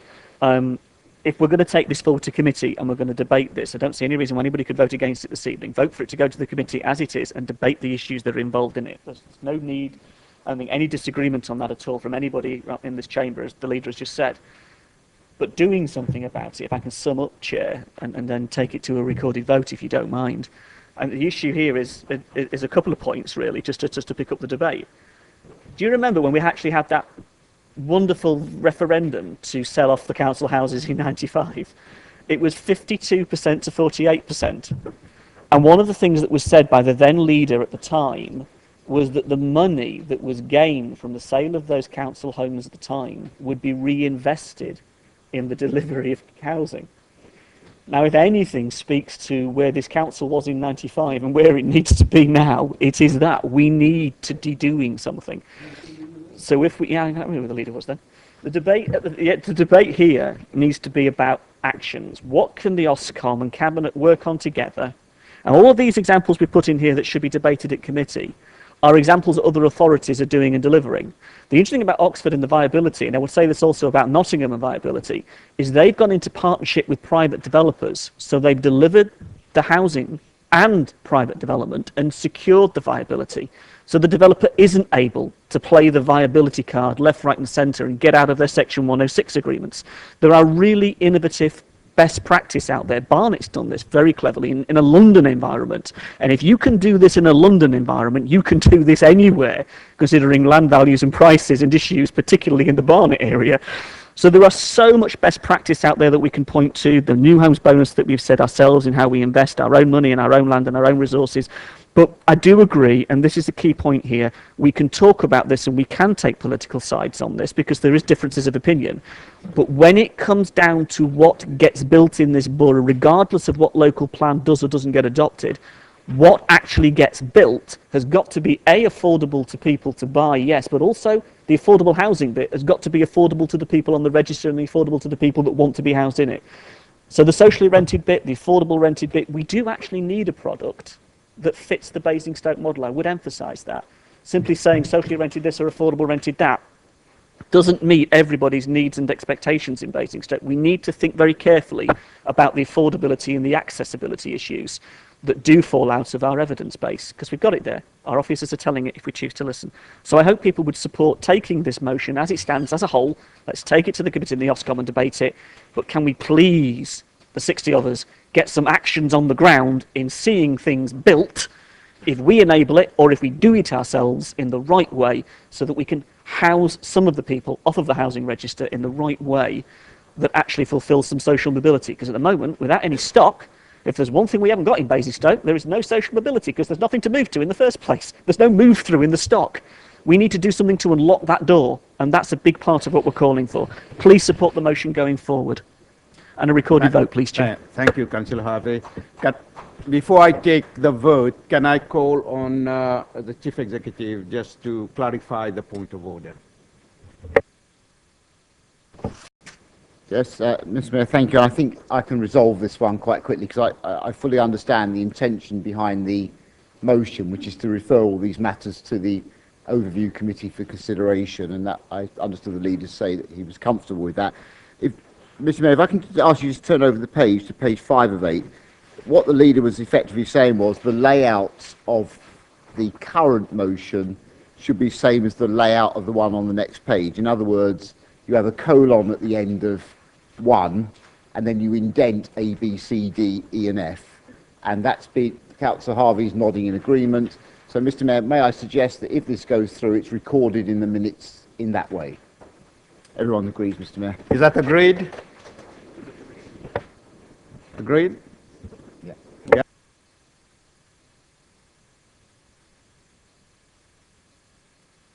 This is going to be a recorded vote. Yes? Okay. Thank you, Mr. Mayor. It's a recorded vote for the motion, for, against and abstain. Councillor Mrs Baker? Councillor Barnes? Councillor Miss Bean? Councillor Bierman? Councillor Bound? Councillor Mrs Burgess isn't here. Councillor Miss Cherrett? You're against. Councillor Mrs Court?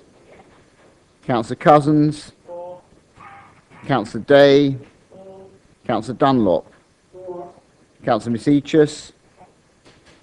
Councillor Eyre? Councillor Finney? Councillor Mrs Frankham? Councillor Frankham? Councillor Gardner? Councillor Godson? Councillor Golding? Councillor Gurdon? Councillor Harvey? Councillor Hood? Councillor Hussey isn't here. Councillor Isaac?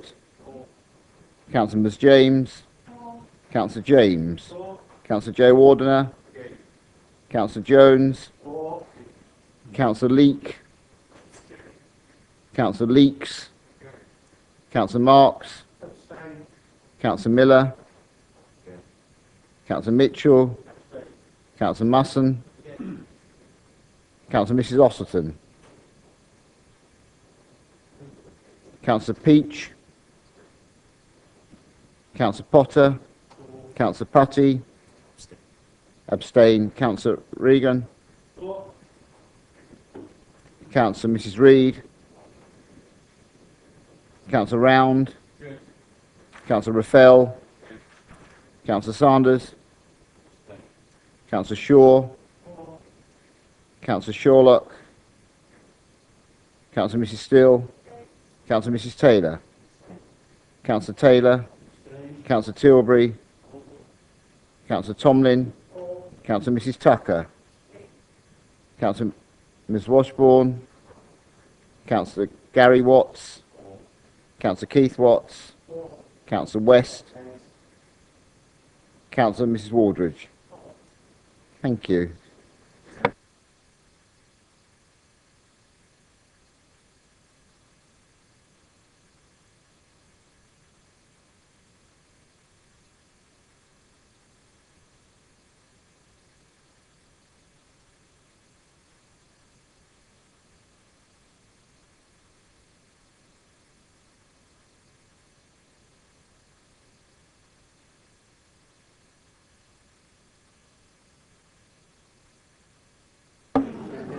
Thank you, Mr. Mayor. Mr. Mayor, for the motion 28, against 16 and 10 abstentions. So the motion is carried. Motion is carried.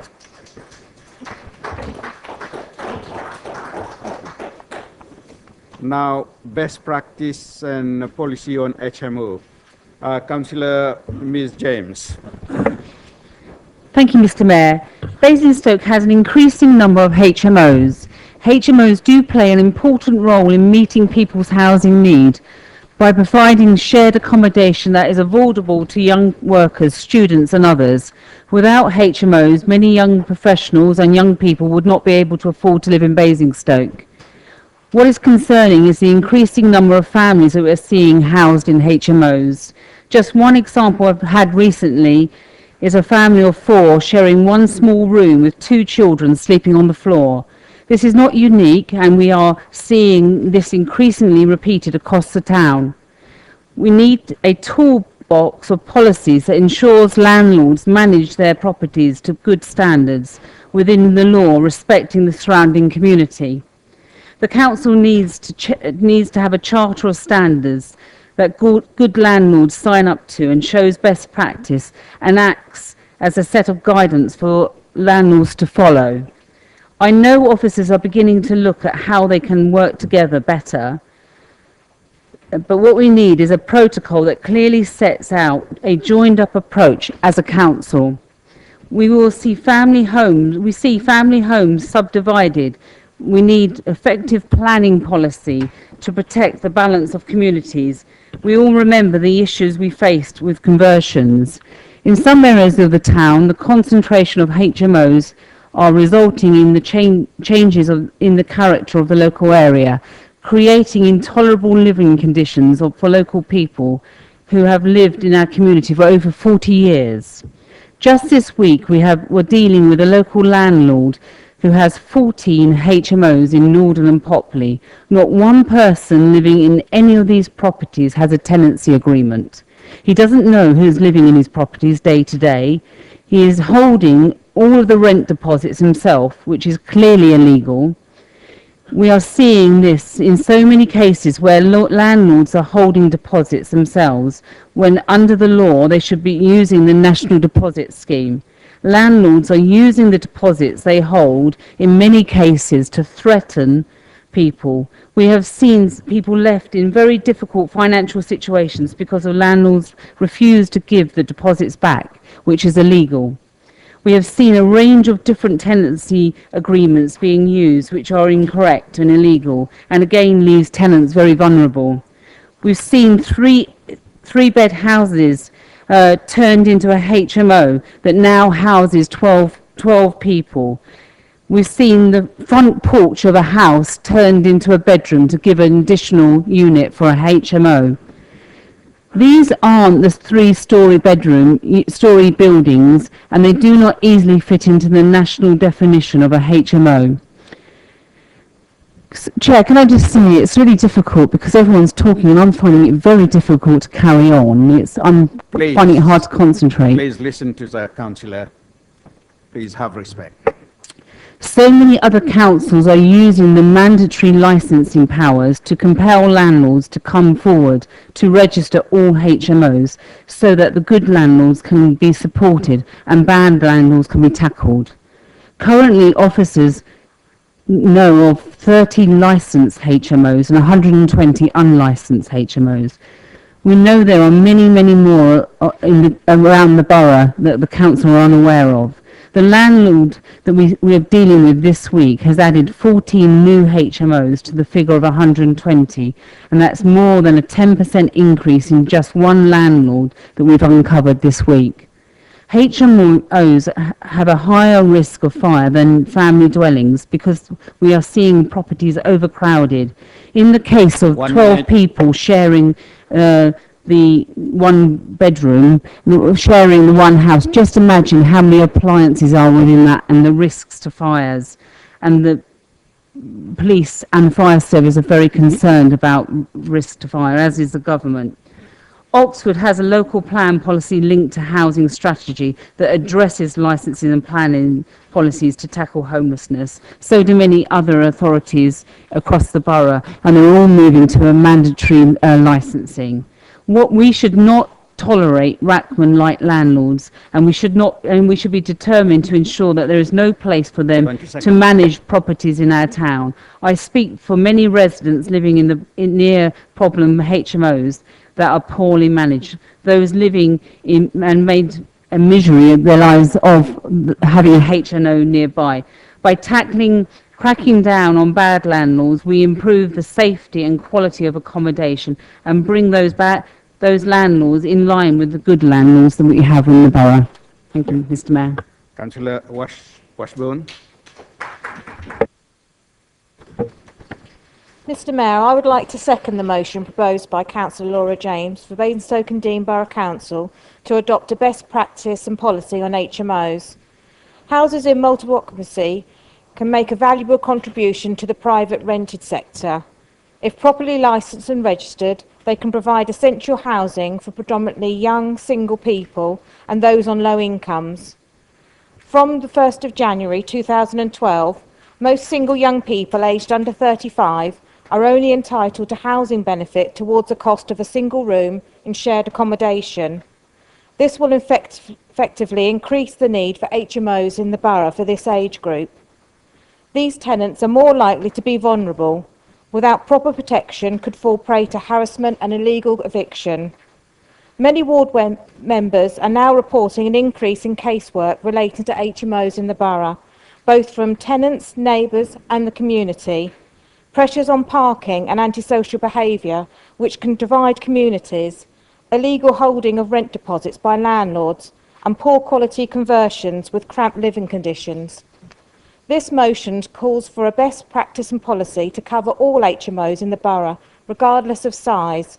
It aims to improve the condition and management of properties, which should benefit both existing HMO residents, neighbours and more widely, the local communities around them. A Charter of Standards publicly signed up to will provide recognition to landlords who take a responsible approach to letting their properties, while better management and monitoring that is suitably robust can be enforced to tackle issues such as antisocial behaviour caused by HMOs. Working together cross-party, we have the opportunity to join other councils across the country who recognise the need to adopt a best practice and policy on HMOs. Please give your support to this motion. Councillor Marks. Thank you, Mr. Mayor. As chair of the Housing Oscom, in 2011 the HMOs came to the Oscom. We discussed HMOs, we discussed them at length with the officers and with councillors from all parties were there. At that meeting, a request went out, and it's in the minutes as well, for all councillors who know of any HMOs to please report them. Absolutely zero. No HMOs have been reported.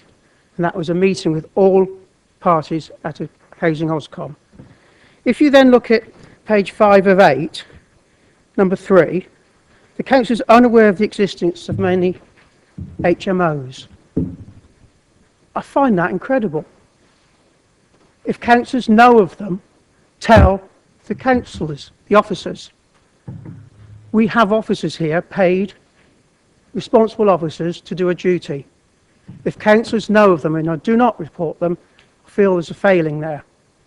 I do not understand how on earth you can get point 3 in here, especially when it's been through an Oscom, been minuted, been asked. For the point of reference, I've actually lived in an HMO in my earlier days, and I was grateful for it. So I don't want to see vitriolic language used against HMOs. They do have a position to in where we need them. I've now moved on from an HMO. I'm now a landlord. I'm grateful for that, actually. I believe the same as the mover. So where I'm coming from on this is, please don't be vitriolic against HMOs. We do need them. A lot of us have been through them. So rather than be negative on them, I welcome it coming back to the Housing Oscom, and let's actually have some positive ideas where they should go. And we could take best practice from other boroughs that the officers have already been looking at. Again, I could see that someone can read minutes about this stuff. A lot of this work has already been done. A lot of best practice has been taken from other boroughs. So I welcome it coming to the Oscom, but please, can we have positive as well as negative? If we all admit HMOs do have a place in our society, which I hope we do, then where do they go? What do we do? Thank you. Thank you. Councillor Golding. Thank you, Mr. Mayor. I'd like to start by picking up a comment by Councillor Gavin James, where he invited us all to consider whether our actions outside this chamber are always consistent with our words within it. Something like 63% of the people on our housing register are single people without children. If they get housed in RSL properties and are dependent on housing benefit, they will be entitled to full benefit only if they're in a one-bedroom property. And yet I recall so much opposition to the building of flats. We perhaps need to consider whether that is the right thing for the people we are genuinely concerned about on the housing register. If single people are going into, and under the age of 35, going into private rented accommodation and dependent on housing benefit, as both Councillor Laura James and Councillor Washburn have recognised, they'll only get the single room rate, and an HMO is exactly what they need. So again, we need to be very careful that whilst entirely properly pressing for good standards and good monitoring, we don't actually kill the goose that will lay the golden egg for so many other people on our housing register. So we monitor all licensed and unlicensed HMOs every year. Those licensed HMOs and others where we have management concerns are physically inspected every year. For others, we send a form for the landlord's completion, asking them to confirm the maintenance of the fire alarms, etc., every year, and these are then physically inspected every 3 years. There is no legal responsibility for us to monitor unlicensed HMOs, but we do this as we suspect the conditions would deteriorate if we didn't. The Councillor Marks has already commented on the fact that councillors claim to know that the council is unaware of the existence of many HMOs. 35 potential new HMOs were reported last year. 15 of those were reported by other parts of the council. None were reported by councillors. The council has been developing a landlord's good practice guide, which is nearing completion and about to be published and available for distribution to all landlords in our area. This has been based on best practice developed in other authorities, including some of the ones that get named over there occasionally, but will be bespoke for BDBC. It's a comprehensive collation of information and guidance regarding all aspects of lettings for landlords, covering essential issues such as tenancy rights, dealing with deposits, housing standards, enforcement, health and safety, National Landlords Association accreditation. And the Good Practice Guide has quite a lengthy section on HMOs. Where any question arises over landlords' responsibilities in respect to deposits and enforcement of tenants' rights, the Housing Needs Team will already offer a range of special advice, support and assistance, which may include advocacy within the county court. In answer to 1D in the proposals, we already have an agreed internal protocol which explains how the various council departments who encounter HMSOs work together to ensure they're properly regulated. And as I've said, 50% of the new potential HMSOs identified last year were identified by other parts of the council. And for that reason, I shan't be able to support the motion because you can't ask for something that's already up and working. The annual monitoring data shows that this protocol is working. Housing and Environment has already been mentioned. Ofcom received a detailed report on HMOs in February 2011. That report covered all aspects of current practice in relation to HMOs. Can I say, Mr. Mayor, I would be more impressed by the suggestion that we want to work together on these problems if members opposite listened when members this side were talking and took what we say seriously. That report covered all aspects of current practice in relation to HMOs, including how we identify HMOs, how we regulate both licensable and non-licensable HMOs, how we deal with complaints about poor conditions in them, and how we work with Hampshire Fire and Rescue to ensure appropriate fire safety measures in HMOs.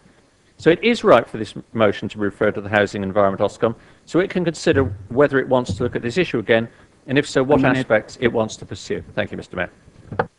Councillor Round. Thank you, Mr. Mayor. What I was going to say has already been said, but I'll just say that I won't be supporting the motion. Thank you. Councillor Harvey. Thank you, Mr. Mayor. And it's one of those issues where self-regulation and where what's actually going on out there points to a need for the council to consider this issue very carefully again. It was interesting about the officers and the work and the response, because just that one landlord this week in the context of those 14 properties and the 10, I mean, it wasn't on anybody's radar. That came out of the blue, and it came out of the blue because residents raised the issue of antisocial behaviour and what was going on. And it came out of the blue because as councillors we brought it to the attention of the officers, and the officers were struggling because of the powers and the ability they had with the kit they've got at the moment to do the job of sorting out the problems that were there. And unless the landlord had turned around and said, yes, of course I'll do what you asked me to do, there was nothing to compel him. There was nothing to compel him at all in the context of the licensing scheme, because the way the definition is, unless we as an authority change those goalposts ourselves, unless we move it on to where we want it to be in terms of definitions and licensing and the arrangements that are put in place, there is a big gap there. And it's a gap that our officers alone cannot fill. It's a gap the police alone cannot fill, and it's a gap that county and all of their elements cannot fill either. So the idea of bringing the debate back to Ofcom needs to be about the reality of what is actually going on and the way that the sector is transforming. This has got nothing to do with good landlords. because there are lots of really good landlords out there that are doing a really good job and they're housing people in the right way. This is about those bad landlords, and it takes me back to my days as a student at university as a welfare officer in the union, fighting the bad landlords with absolutely nothing at my disposal to fight them with as an officer with that university, trying to make the job with a council that wouldn't listen. And when we got the council to introduce mandatory licensing, when we got them to take it seriously, you could see the bad Rackman landlords drop away. They disappeared out of the scene because they knew that they would be found out, because the system was designed to do the job it should have been done in the first place. So I guess the question becomes, can we design the structure that we want to see in Basingstoke to bring good landlords forward and to keep them and support them, and wheedle out the bad landlords? Because at the moment what we're seeing, and this is just one example this week, in the context of what was left, was landlords really exploiting people in a way that they should never be. No tenancy agreements, the deposits. There's a lot of this going on, and it is below the radar. And unless residents pick up on the fact of what's happening next door, as we as councillors do, unless our officers do, they are going unknown. They aren't being seen, because they don't currently fit the definition of what we can go and inspect and can go and look at in the way that the system should be. So unless we address some of these issues, I think at the moment we're actually leaving quite a lot of residents very vulnerable. And I think the issue about families being housed in HMO is an important one. That is beginning to increase quite significantly, and we need to consider the implications of that, because that isn't the right kind of accommodation that we should be seeing families housed in. Now, if they're doing that privately and they're doing that, that needs to raise the issue of how we are picking up these issues and how we're dealing with them as a housing team. And I think, the overlap here, the working together of both planning and housing standards and environmental health and the police and so on, is an important consideration. And it isn't honed yet. It's not effective yet in the way perhaps it needs to be if we are genuinely going to make a difference. So just picking up that one lawn load this week, that's 14 more properties that have suddenly come across the radar that we now know about, that we can monitor, deal with, and tackle him on his own as that one landlord. He ain't the only one by any stretch of the imagination in the wards across the borough. And we need to know where these properties are. We need to know and make sure that the system works and that everybody has a good, safe and secure home or roof over their head in the way that we would all want it to be. It's as simple as that, really. So if we're going to take it to Ofcom, I hope we do. I hope you will support the motion. And in doing so, the actions that are taken achieve something that will make a difference in this whole sector. 1 minute. Thank you. Councillor Regan. Thank you, Mayor. I'll speak briefly on this. Can I just, when addressing me, it's Mr. Mayor. My apologies, Mr. Mayor. Thank you. No offence, man. I was talking about HMOs. I mean, I lived in one once, actually, and for 2 years. It was okay, but the landlord did run off with my deposit in the end, and it was in quite a nice area. It was Kempshire. I don't think there's too many HMOs there, even now. Because what's happening, the moving in and actually buying up old local authority housing, especially up here, I think in Councillor James's ward, Laura James's ward, and then actually changing the whole nature of streets, actually. And it's happening in other local authority areas where they're buying up and converting into multi-occupancy homes, actually, and which change the whole nature of the areas. It's not really built for 3-bedroom houses, 2-bedroom houses are for families. And then some of these people live there for 30, 40 years and say, then suddenly got next door, they've got people coming and going all night of the day because they're young or doing shift work or whatever. So I think self-regulation does not work. We know that the Press Complaints Authority work really well, doesn't it? That's a fine example of self-regulation. So let's have regulation. I know that they think I'm some sort of Stalinist over the other side there. You're probably right, but but we do need state intervention to regulate markets, and this is a prime example of it. Councillor Regan. Councillor Woolbridge. Thank you, Mr. Mayor. Firstly, I would like to put on record that I certainly would not demonise HMOs. I think they've got a very vital role to play in our housing chain. So I'd like to put that on record firstly, especially given, as has been pointed out tonight, the changes to housing benefits to under 35s it's got, and the fact that a lot of other housing is unaffordable for our residents. So first thing I'd like to say. I'd also like to put on record that I have reported a HMO. I may not have sort of emailed in to say there is an HMO here, but I have reported it through other officers, for example, environmental health and parking, people who deal with parking issues, because of the parking issues that are created for when HMOs and the lack of parking on our estates. So, you know, I think that might well also be true of other councillors, that they've been reported in different ways other than, you know, coming through to say there's an HMO here. I would urge people to support this motion tonight. I think there is, you know, it is an area which deserves an awful lot more spotlight from this council. I think, you know, there are, we could do an awful lot more to produce sort of leaflets for occupants of HMOs to advise them what their rights are, and also to landlords, advising them about what, you know, they could do to improve best practice. So I think there is a lot that we could do, and I would urge everyone to support this motion and debate this in committee. Thank you. Thank you. Councillor Gardner. Thank you, Mr. Mayor. I am going to vote in favour of this motion. I think this is an issue where there are serious concerns, and it's the sort of area that should be subject to scrutiny.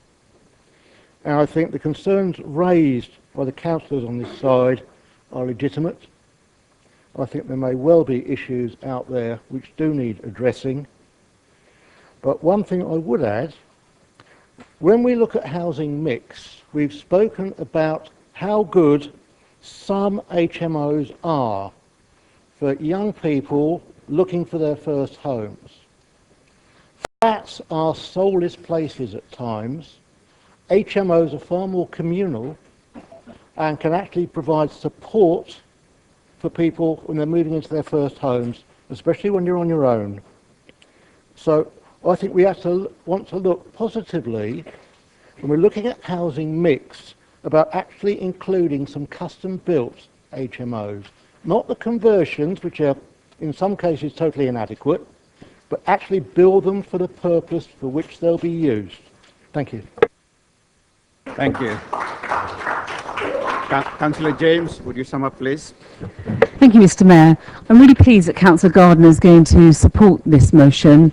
And as a member of the Board of Sentinel, I think it's a good thing, because just last week we had to empty out one of Sentinel's properties. It's now standing empty because of the absolute fear that one family are in because of the HMO that that is next door. It's so bad. And therefore we have one empty property is sitting empty now, which is appalling when we have so many people on the register. So I'm glad that he's going to support us. I also want to talk about a family that came forward to someone in the Labour group that were in absolute fear. Their rent deposit was being held and they were being threatened. They didn't want any action to happen. They didn't want it to happen until they had left the property, because they needed desperately to get the money back from the landlord to enable them to move on. But they were in absolute fear of the landlord, and some of the things that were happening to them was incredible. We also have, and I talked in my speech about a family of 4 that are sleeping in a very, very small room, and they've got 2 children that are sleeping on the floor, and there's no bed, and the conditions in the house are appalling. It's a 3-bedroom house, and it's actually housing 10 people. And I have grave concerns, and I've seen many housing conditions in all my years, but I've never seen anything as appalling as what I saw when I went to visit them. We also have people that are complaining because of the actual impact of their estate. There was a man that has lived in, and came as part of the London overspill into one of our wards, loves his house, loves where he lives, lived there for over 40 years, and his life now has been made absolute hell, and he's so unhappy. He can't sell his house because of the problems. He's trapped there, and he's in his very later life, and is now exceptionally unhappy. And it's really sad to see that somebody who made such a commitment to Basingstoke and loved where he lived is now having to put up with these conditions. Until you actually see some of these houses in our ward, you wouldn't believe what they're like. I mean, like I said, one house has had the front porch turned into a bedroom. So not only have we got the 5 bedrooms, 5 rooms that they're having to share now, the actual very small front porch is now a bedroom. It's appalling, but in the winter, that room is so cold, it's unbelievable. And we do need to have a charter. We do need conditions. I'm concerned that you all feel so threatened by this motion tonight. Why are we threatened by this? There are authorities across the borough, across the country, that are of no particular persuasion, all across political persuasions, that are actually having to have licenses of HMOs, and they're mandatory, because they see that as a way forward. Because if we don't, we're going to have something that's out of control. Therefore, let's be really positive. There are good landlords out there, and yes, there is a place for HMOs, and yes, there is a place for HMOs in our housing strategy, and we haven't said that, and this motion doesn't say that. But what we need is accommodation that is good accommodation, and we need landlords that are good landlords. Like I said, the landlord that came forward this week has 14 units. Each one of those units is housing 5 people or more, and none of those have got a tenancy, so they're really vulnerable, and all of their deposits are being held by that landlord. That's just one example of where they're being held. We need to embrace this motion. We need to make sure we have standards, and I'm really pleased that the officers of this borough recognise that there is more work to be done. They're looking at this issue, and they're needing that we need to do something about it. And I think there is, and they recognise there's some urgency because of the housing crisis we face in this borough. And there is a housing crisis, and people are vulnerable because of that, because there are unscrupulous people out there that are doing very bad things, and we need to stop that. We cannot support that.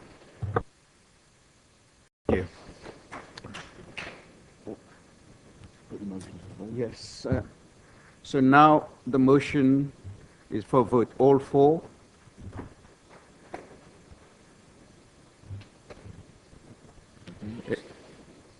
Against? It's carried.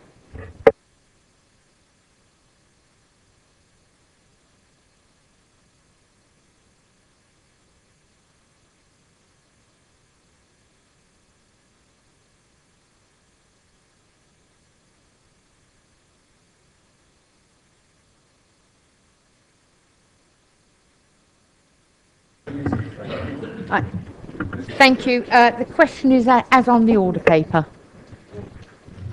Councillor Sanders.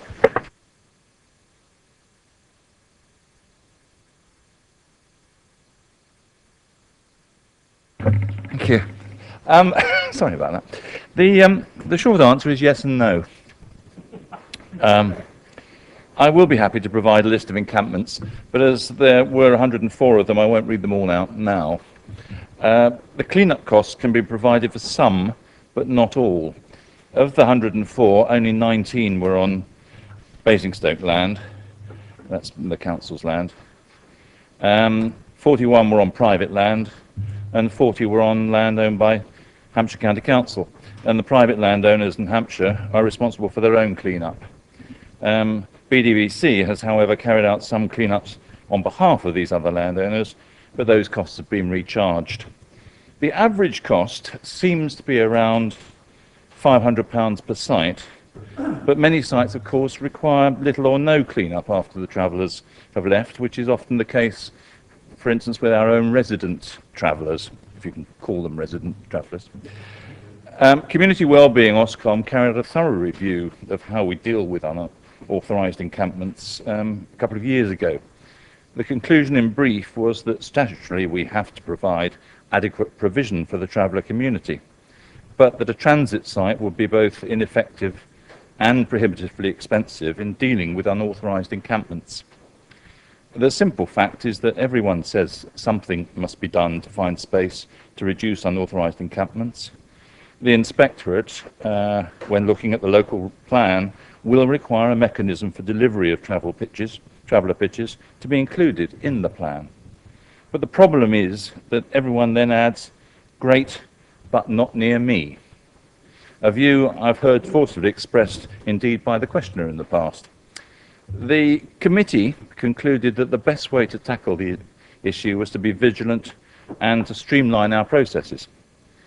The average length of stay, if my calculations are correct, on Basingstoke Council land has been approximately 5 days, with a third of those stays being for 1 day or less. The average is 9 days on private land, with about 30% being only overnight. It's an average of 16 days on Hampshire land, with only 10% being overnight. I understand that Hampshire are reviewing their procedures to shorten the time taken for enforcement, but Councillor Mrs Frankham, as a county councillor, is best placed to seek further information on this for herself. This is a complex issue which it's really impossible to cover in a brief response to a question like this, but I would be very happy to discuss it with her, or anyone else for that matter, elsewhere. Any supplement? Yes, I'm quite aware how often the travellers are. We've had anything from a couple of days up to, in one case, 4 months. But my supplementary question is, I know many parts of the borough have had illegal traveller encampments. In particular, I mentioned Carpenter's Down, and the reason for that is at a meeting recently, Inspector McGuinness asked our beat officer, and it's in the minutes, for the costing of the to clear the mess. So would the leader please be happy to make these cost figures available to Inspector McGuinness, and would he ask officers in the future to circulate clean-up costs to the police? I do believe it has some relevance to their using Section 61 and will aid them.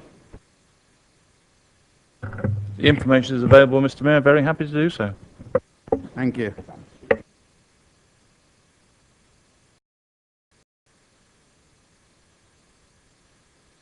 Now, we are going to take our block the minutes for report of the following, all the meetings that we had. If anybody has got any question, can they?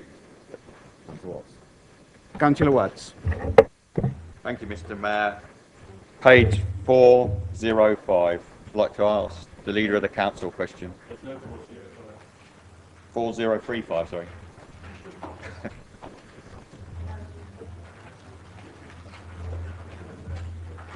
Oh. Yes. Oh, thank you. Could the Leader of the Council tell us why no local Southam councils were consulted about the spending of £800,000 in the ward of Southam, please? Councillor Sanders.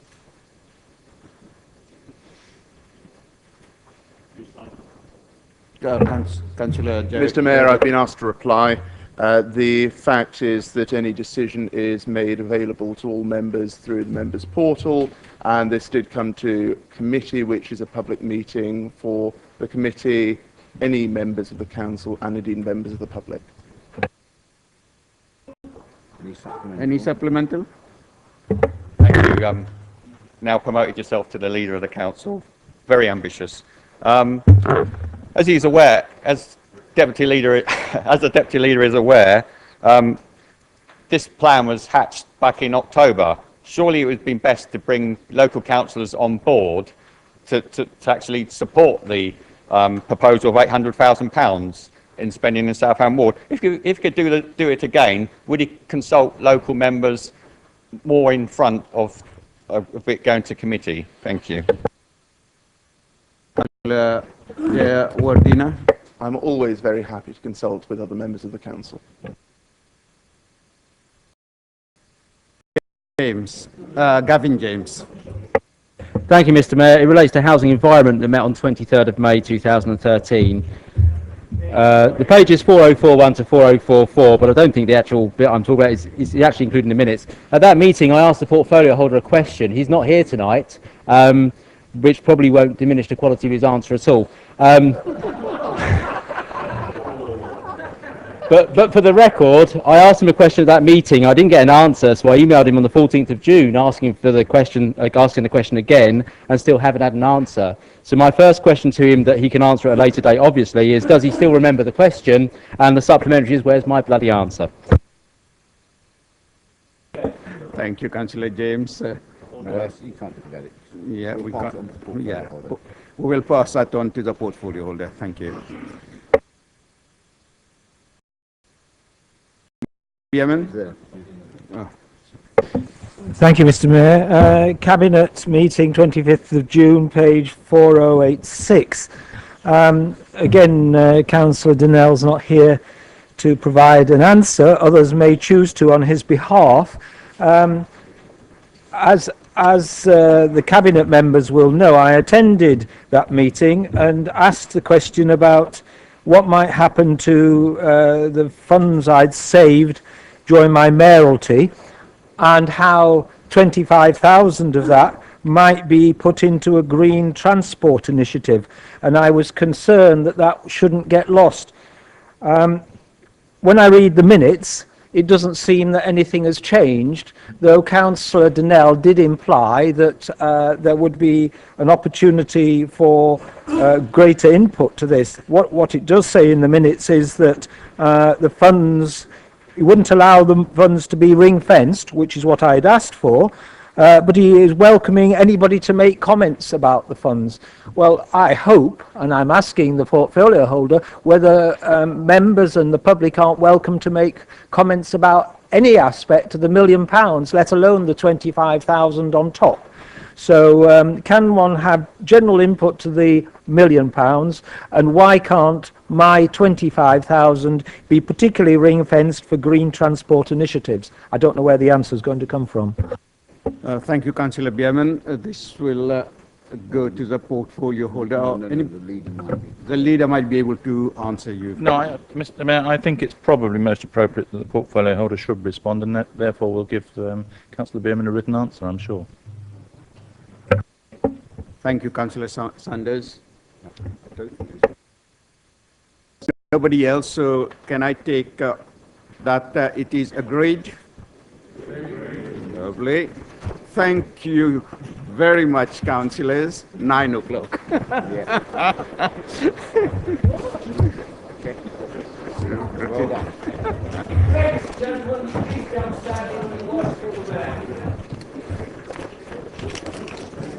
Thank you, Mel.